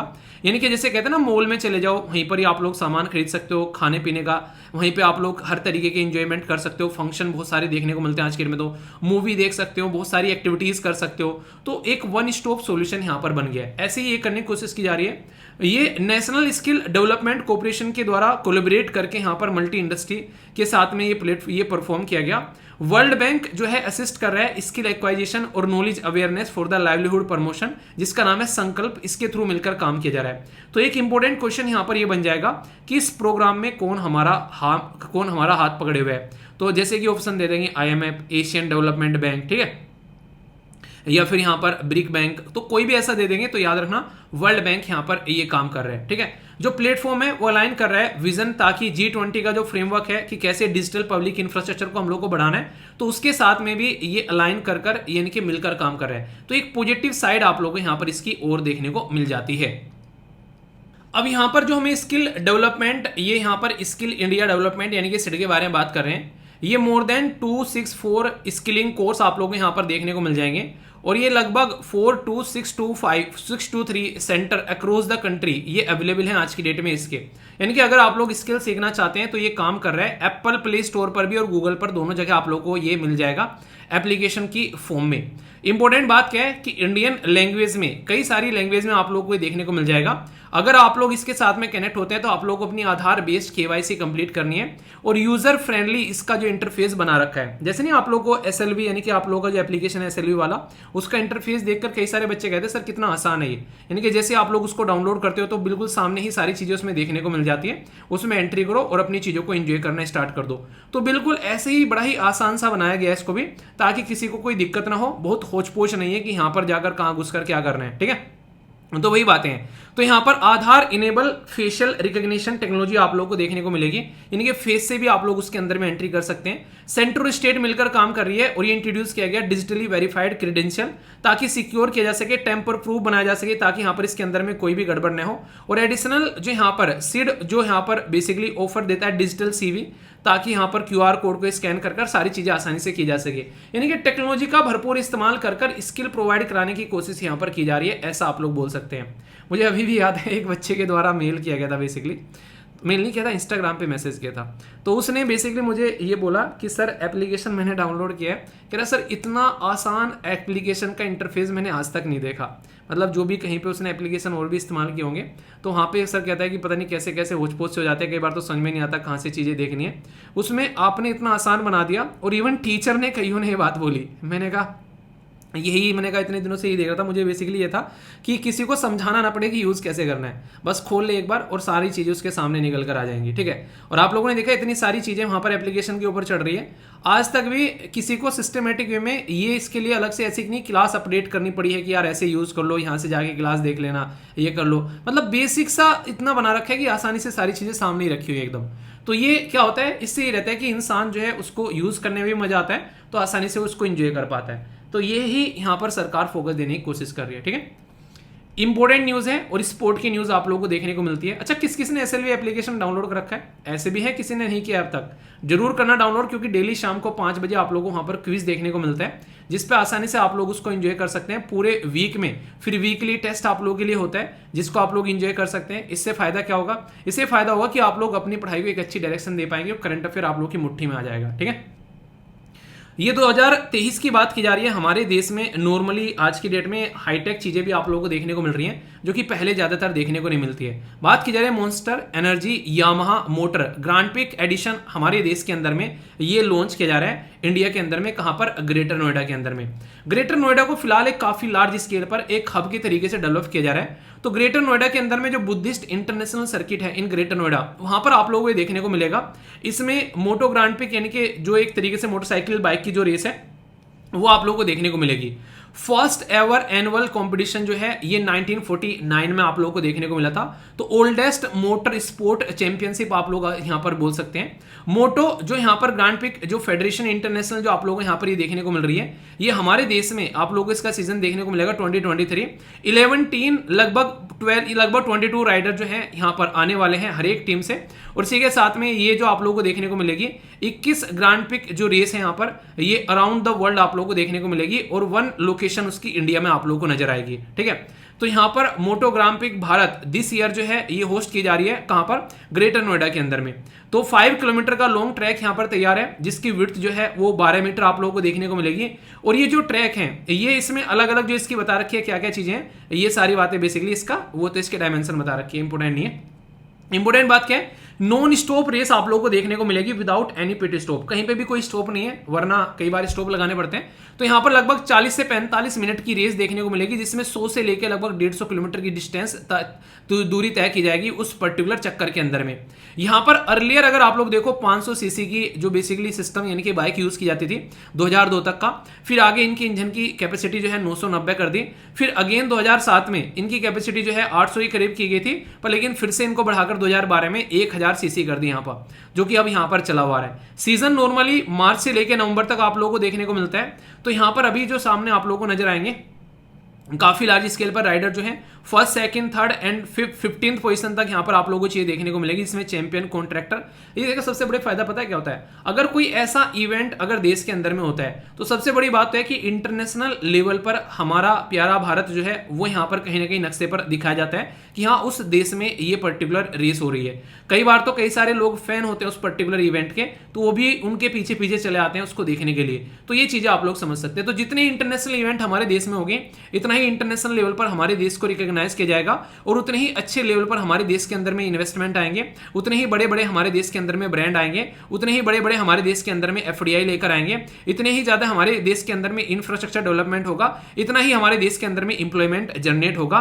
और इस सब चीजों का कहीं ना कहीं एक तरीके से आप लोग बोल सकते हैं क्रेडिट जो जाता है वो यहाँ पर जाता है बेसिकली हमारे देश के लोगों को, क्योंकि उनका बहुत बड़ा रोल रहता है किसी भी चीज को सक्सेस बनाने में।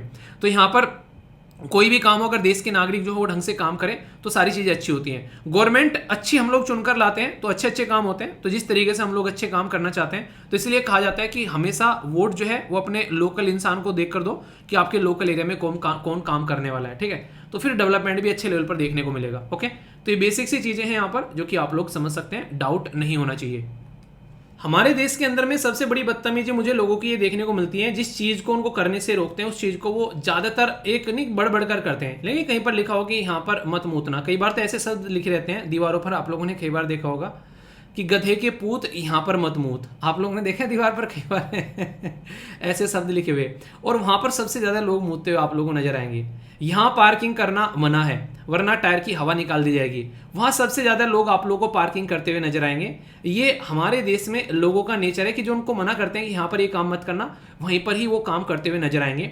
और खासकर जब इन्वायरमेंट के बारे में ऐसी बात की जाती है तो ये कहीं ना कहीं अंदर से दुख देती है। अभी फॉरेस्ट डिपार्टमेंट ने डायरेक्ट किया है ESZ मॉनिटरिंग कमेटी को कि एक्शन लिया जाए कि बांदीपुर टाइगर रिजर्व के अंदर में कोटेज यानी कि इंसान जाकर अपनी झोपड़ी टाइप की वहां पर बना रहे हैं ताकि एक तरीके से पैसे कमाए जा सके। वहां पर रिजोर्ट बनाने की कोशिश की जाती है, कई बार ऐसी हरकतें की जाती है। ये क्या है ESZ, इसको इको सेंसिटिव जोन बोलते हैं। वहां पर जानवर अपनी लाइफ को एंजॉय कर पाते हैं, वहां पर लोगों को ज्यादा एंट्री करने से मना रहता है, रात के टाइम पे लाइट जलाने से मना रहता है, बहुत सारी ऐसी वहां पर एक तरीके से रूल और रेगुलेशन रहते हैं। तो कर्नाटका फॉरेस्ट डिपार्टमेंट ने रिसेंटली डायरेक्ट किया कि अगर कुछ भी ऐसा होता है तो यहाँ पर ये इलीगल कोटेज वगैरह ये नहीं बननी चाहिए, खासकर इस जोन के अंदर में ये अलाउ नहीं है। बांदीपुर टाइगर रिजर्व जो है वो यहाँ पर सिचुएटेड है, यहाँ पर मैसूर। देखो सबसे बड़ी बात पता है क्या होती है, सबसे बड़ी बात यहाँ पर ये होती है लोग क्या करते हैं हर एक चीज से पैसा कमाने की कोशिश करते हैं, ठीक है। और यहाँ पर जब भी कोई ऐसी हरकतें आप लोगों को देखने को मिलेगी, तुम मानो या ना मानो, एक चीज आप लोग ध्यान से देखना, उसमें कोई ना कोई पॉलिटिशियन आप लोग को वहां पर मिला हुआ नजर आएगा। ये बात आप लोग हमेशा ध्यान देख लेना, ठीक है। तो बांदीपुर टाइगर रिजर्व जो है वो सिचुएटेड है 2 डिस्ट्रिक्ट में। ये जो डिस्ट्रिक्ट है एक तो हो गया मैसूर और दूसरा आप लोगों को देखने को मिलेगा यहाँ पर चमार, ये है बेसिकली चमराजनगर, ठीक है। तो चमराजनगर ये एक तरीके से यहाँ पर डिस्ट्रिक्ट है कर्नाटका के अंदर में, और ये ट्राई जंक्शन एरिया है यहाँ पर कर्नाटका, तमिलनाडु और केरला का। तो क्या हो गया, ये एक टूरिस्ट हब आप लोग इसको बोल सकते हैं। जियोग्राफिकली इक्वल यहाँ पर इकोलॉजिकली कॉन्फ्लुएंस ये देखने को मिलेगा वेस्टर्न घाट का, ये जहां पर आप लोगों को बेसिकली टाइगर रिजर्व देखने को मिलता है। और इसी के साथ में पार्ट है यहाँ पर नीलगिरी जो बायोस्फीयर रिजर्व का भी, और यूनेस्को वर्ल्ड हेरिटेज साइट भी है। जो यहाँ पर BTR है, यहाँ पर सबसे बड़ा फोकस यही है कि यहाँ पर जो बांदीपुर टाइगर रिजर्व है कि कैसे उसको प्रोटेक्ट किया जाए। तो यहाँ पर नगरहोल टाइगर रिजर्व तमिलनाडु का, इसी के साथ में north west Kabini reservoir separate करता है यहाँ पर, इसी के साथ में मल्लामलाई टाइगर रिजर्व तमिलनाडु का जो कि यहाँ पर साउथ में, और वेनाड वाइल्ड लाइफ सेंचुरी भी आप लोगों को यहाँ पर देखने को मिलता है। यानी कि इतना इंपॉर्टेंट एरिया है इकोलॉजी के पॉइंट ऑफ से, और यहाँ पर अगर ऐसी हरकतें होती है तो फिर ये गलत है, इसके ऊपर कुछ ना कुछ एक्शन जरूर होना चाहिए, ऐसा आप लोग बोल सकते हैं, ठीक है। इसी के साथ में कुछ बेसिक बातें बांदीपुर टाइगर रिजर्व के बारे में। बांदीपुर टाइगर रिजर्व जो है यहाँ पर ये एक तरीके से आप लोगों को देखने को मिलेगा, ये एक हंटिंग ग्राउंड हुआ करता था जब यहाँ पर जो किंगडम मैसूर जो है वो रूल किया करता था। हिचकी आ गई। स्टेब्लिश किया गया था 1931 में एज ए यहाँ पर वेणुगोपाल वाइल्ड लाइफ पार्क, जो महाराजा ऑफ मैसूर उनसे कनेक्टेड करके यहाँ पर। इसी के साथ में बांदीपुर टाइगर रिजर्व जो है वंडर प्रोजेक्ट टाइगर लाया गया 1973 में। ये सराउंड किया था रिवर काबिनी के। अभी यहाँ पर न्यूज में क्या आ गया, यहाँ पर ये टाइगर रिजर्व आ गया, रिवर भी न्यूज में आ गई। रिवर यहाँ पर मोयार, ये आप लोगों को डायरेक्ट पूछा सकता है कहां पर है, तो सीधा सीधा आप लोग यहां पर याद रख सकते हैं इसको आप, ठीक है। बांदीपुर जो है ये एक ट्रॉपिकल क्लाइमेट वाला एरिया है जहां पर वेट और ड्राई सीजन दोनों आप लोगों को देखने को मिलते हैं। इसी के साथ में कई तरीके यहाँ पर आप लोगों को जानवर जीव जंतु यहाँ पर कई तरीके पेड़ पौधे पाए जाते हैं, ये यहाँ पर बताने की कोशिश की जा रही है, जो कि नॉर्मल देखने को मिलता है। तो सोचो ऐसी जगह पर जब जाकर कोई यहाँ पर इस तरीके का कोई अपना रहने के लिए कुछ ऐसी हरकतें करेगा कि यहाँ पर अपनी झोपड़ी लगा ली और चल के वहाँ पर एक तरीके से एक फालतू की हरकतें कर रहा है जो कि यहाँ पर अलाउ नहीं है, तो फिर ये काफ़ी गलत बात होती है, ठीक है। तो ये काफ़ी एक इररेस्पॉन्सिबल बिहेवियर यहाँ पर देखने को मिला। चलिए कुछ क्वेश्चन है, आप लोग का स्कोर बूस्ट करने का काम करेंगे, देखता हूं कौन सही आंसर देगा। तो यहां पर इनका आंसर आप लोगों को देना है, कौन बनेगा छोटू करोड़पति है ये आप लोगों के लिए, ठीक है। बात की जा रही है with the reference of Bandipur tiger reserve के बारे में, कंसीडर द फॉलोइंग स्टेटमेंट। बोला गया it is a part of Nilgiri biosphere reserve. बोला गया it has a tropical climate with a distinct wet and dry season. इसी के साथ में it is a home to the largest जो पॉपुलेशन ऑफ द ये wild Asian elephant South Asia के अंदर में आप लोगों को देखने को मिलेगी। तो कौन सा स्टेटमेंट यहां पर करेक्ट है, 1, 2, ऑल या फिर नन, सही आंसर क्या है ये आप लोगों को बताना है, ठीक है। काफी तसल्ली मैंने डिस्कस किया आप लोगों से MULE। तो यहां पर बोला गया कि ये कौन सा है, अगर यहां पर एक्सप्लेन किया जाए, देखो कैसे कैसे ऑप्शन मिलते हैं। पहला बोला गया लूनार रोवर है, दूसरा बोला गया ऑटोमस, यहां पर ऑटोनोमस जो लोड बियरिंग रोबोट है, तीसरा यहां पर बोला गया एंटी ड्रोन सिस्टम है, चौथा बोला गया यहां पर कि एंटी टैंक मिसाइल है। तो आप लोगों के हिसाब से क्या है, जो मैंने अभी आप लोगों को पढ़ाया उसके हिसाब से क्या लगता है आप लोगों को क्या है, ठीक है। तो देखता हूं कौन सही आंसर देता है इसका। नेक्स्ट बात की जा रही है मोटो ग्रैंड पिक के बारे में। यहाँ पर हाय रे मेरी मोटो गाना सुना है वो बहुत फेमस हुआ था वो गाना। बोला गया it is a oldest motor sport championship in the world, non stop race tracking finish without any pit stop, जो हमारे देश के अंदर में है। यहाँ पर चैंपियनशिप जो है वो आप लोगों को देखने को मिलेगी, point are given individual rider as well as team. तो यहाँ पर दोनों को इंक्लूड करके चला जा रहा है। तो ओनली 1, ओनली 2, ऑल या फिर नन, सही आंसर क्या है। अच्छा क्वेश्चन है, अटेम्प्ट करो। ई कोड के बारे में क्वेश्चन है, इसके ऊपर स्टार लगा लेना। क्या क्या बोला गया ई कोड के बारे में, बोला गया it is monitoring and funded by the जो यहाँ पर union ministry and law and justice. बोला गया कि नेशनल जुडिशियल डेटा ग्रिड जो है ये फ्लैगशिप प्रोग्राम लॉन्च किया गया। तो कौन सी स्टेटमेंट करेक्ट है, ओनली 1, ओनली 2, बोथ या फिर नन, सही आंसर क्या है। नेक्स्ट क्वेश्चन आप लोगों के सामने है, ये बात की जा रही है इपिजोटिक हेमोरजिक डिजीज के बारे में। तो कौन सी स्टेटमेंट करेक्ट है। इंसेक्ट बेस्ड, ये बेसिकली इंसेक्ट बोर्न ये disease cause by the virus है, स्प्रेड करती है, ये डिक्लेयर की गई WHO के द्वारा, ये पब्लिक हेल्थ इमरजेंसी ये बोला गया। तो ओनली 1, ओनली 2, बोथ या फिर नन, सही आंसर आप लोग बताइए। नेक्स्ट क्वेश्चन है आप लोगों के सामने स्किल इंडिया डिजिटल के बारे में, जो कि मैंने डिस्कस भी आप लोगों से किया। बोला गया कि it is a part of world bank assisted जो यहाँ पर skill एक्वाइजिशन knowledge awareness livelihood promotion, जिसका नाम यहाँ पर संकल्प रखा गया। ये यहाँ पर यूज करता है आधार बेस्ड eKYC। तो सही आंसर क्या है, ओनली 1, ओनली 2, बोथ या फिर नन, ये आप लोग को बताना है। एक सी सेट का क्वेश्चन है, इसको आप लोग को अटेम्प्ट करना है, अच्छे से आप लोग इसको अटेम्प्ट कर सकते हैं, कोई भी डाउट इसको लेकर आप लोगों के मन में नहीं होना चाहिए, ठीक है। तो देखता हूं कौन इसका सही आंसर देता है। तब तक एक और नेशनल पार्क हम लोग डिस्कस करते हैं। तो यहां पर आज इंपॉर्टेंट जो है उसमें आप लोग का ये है Sariska tiger reserve. Sariska tiger reserve जो है ये आप लोग को राजस्थान के अंदर में देखने को मिलेगा। तो जो भी राजस्थान वासी हैं बताइए किस किस ने इसको देखा है, कौन यहाँ पर घूमने गया है। सरिस्का टाइगर रिजर्व जो है वो नेशनल पार्क और टाइगर रिजर्व है, जो कि अलवर डिस्ट्रिक्ट राजस्थान के अंदर देखने को मिलेगा। डिक्लेयर किया गया वाइल्ड लाइफ रिजर्व ये 1955 में, इंडियन प्रोजेक्ट टाइगर के तहत में 1978 में जुड़ा और नेशनल पार्क 1982 में इसको बनाया गया। फर्स्ट रिजर्व है ये, जो कि first reserve in the world जो सक्सेसफुली रिलोकेट किया गया टाइगर को यहाँ पर, ये आप लोग बोल सकते हैं। पार्ट है अरावली हिल का, इसी के साथ में यहाँ पर यह है केथियावार गिर ड्राई डेसिडियस फॉरेस्ट, इसी के साथ में रिच मिनरल है, काफी लार्ज स्केल पर कॉपर यहाँ पर पाया जाता है, ठीक है। तो इसके लिए भी यहाँ पर ये जाना जाता है। तो बहुत ही इंपॉर्टेंट सी और बेसिक सी इंफॉर्मेशन सी, कंफ्यूज आना नहीं है। क्वेश्चन डिस्कस किए हैं सारे, इनके आंसर आप लोगों को देने हैं और फिर बताना स्कोर कैसा रहा। पहला क्वेश्चन का आंसर है ऑल, यानी कि सारी की सारी स्टेटमेंट सही हैं, जो कि मैंने आप लोगों से डिस्कस भी की थी काफी तसल्ली में। आंसर आप लोगों के सामने।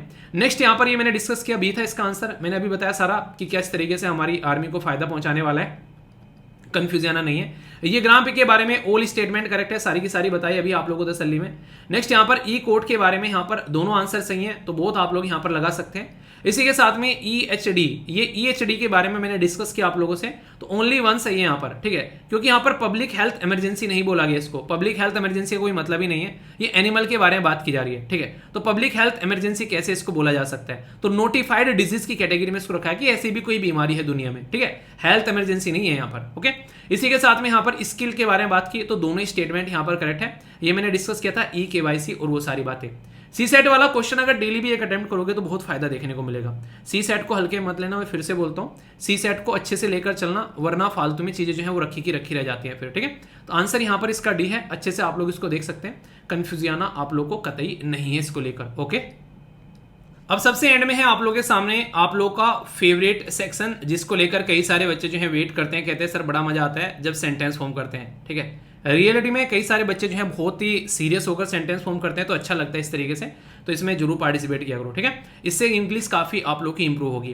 पहला शब्द है यहाँ पर ये सेक्लूड। सेक्लूड क्या होता है, एकांत, यानी कि अलग, यानी कि पृथक कर देना भी नॉर्मली आप लोग इसको बोल सकते हैं, यानी कि आइसोलेट करके रख देना। और कई बार आप लोग जब पढ़ाई करते हो तो आप लोग भी सेक्लूड होकर करते हो, एकांत में बैठकर, दूसरों से दूर हटकर, ठीक है। तो अपने हिसाब से आप लोग अपनी चीजों को एक तरीके से लेकर चल सकते हो। यहां पर बात की जा रही है रिप्रोच के बारे में, इसका मतलब है निंदा करना, ठीक है। तो रेप्रोच मतलब एक कोज ऑफ सेम, यानी कि अपमान का, छल या फिर कुछ निंदा के बारे में बात की जा रही है, तो इसको रेप्रोच वर्ड यहां पर आप लोग इस्तेमाल कर सकते हैं, ठीक है। काफी इंपॉर्टेंट है दोनों वर्ड।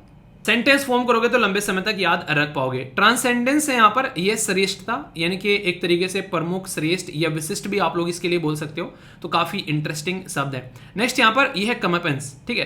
तो ये है मतलब फटकार लगाना, किसी को सजा देना, जुर्माना लगाना, किसी के ऊपर क्रोध करना, तो ये एक इंटरेस्टिंग शब्द है जो कि आप लोग अपनी डिक्शनरी में ऐड कर सकते हैं। ये एक तरीके से अपनी खुद की एक डिक्शनरी बना लो आप लोग, जिससे आप लोग रिवाइज कर सको। नेक्स्ट है ग्ली, ये है उल्लास, प्रशंसा, नहीं होता कई बार काफी पर्सन एंजॉय कर रहा है, चीयर कर रहा है लाइफ को, तो ये आप लोगों को यहाँ पर देखने को मिलेगा।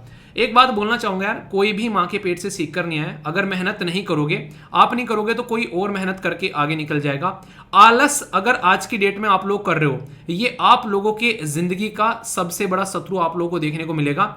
ऐसी दरिंदगी भरी जिंदगी आप लोगों को देकर जाएगा, जिंदगी भर ये सोचते रहोगे कि यार उस टाइम पर थोड़ा सा आलस छोड़ दिया होता तो जिंदगी आज कुछ और होती। तो इसलिए कहता हूं कि आलस मत करो फिलहाल के टाइम पर, थोड़ा सा हिम्मत कर लोगे, पढ़ लोगे, उससे इंसान की जान नहीं जाती है, इंसान मर नहीं जाता है, पर लेकिन आलस जरूर एक दिन मरवा देगा, ये बात में ध्यान दे। ये बात मैं एक तरीके से एक बहुत ही एक्सपीरियंस के साथ में बोल रहा हूं, ठीक है। वरना वो सारे काम करते हुए नजर आओगे जो इसमें आपको लोगों का मन नहीं लगता है, और पूरी जिंदगी अपने आप को कोसते हुए नजर आओगे। अगर वो सब चीजों से बचना चाहते हो तो फोकस कर मेहनत कर एक बार पढ़ लो, अपने बेसिक तैयार कर लो अच्छे से, अपनी चीजों को अच्छे से सही डायरेक्शन में लेकर चल लो, तो एक बार एक गवर्नमेंट जॉब ले लो, उसके बाद में फिर जितना आलस करना है उतना करते रहना। इसका मतलब ये नहीं कह रहा हूँ कि गवर्नमेंट डिपार्टमेंट में जाकर काम नहीं करना है, ठीक है। इसका मतलब ये कह रहा हूँ कि अपना काम करना वहां पे और फिर इंजॉय करना। वैसे भी कितना जाते हैं वहां पे यार, ठीक है, खुद ही देखते हैं आप लोग, मतलब सुबह को 11 बजे जाकर बैठते हैं, फिर 3-4 बजे भाग आते हैं। प्राइवेट में तो पूरा दबाकर काम करना होता है, आप लोग नॉर्मली देखा होगा।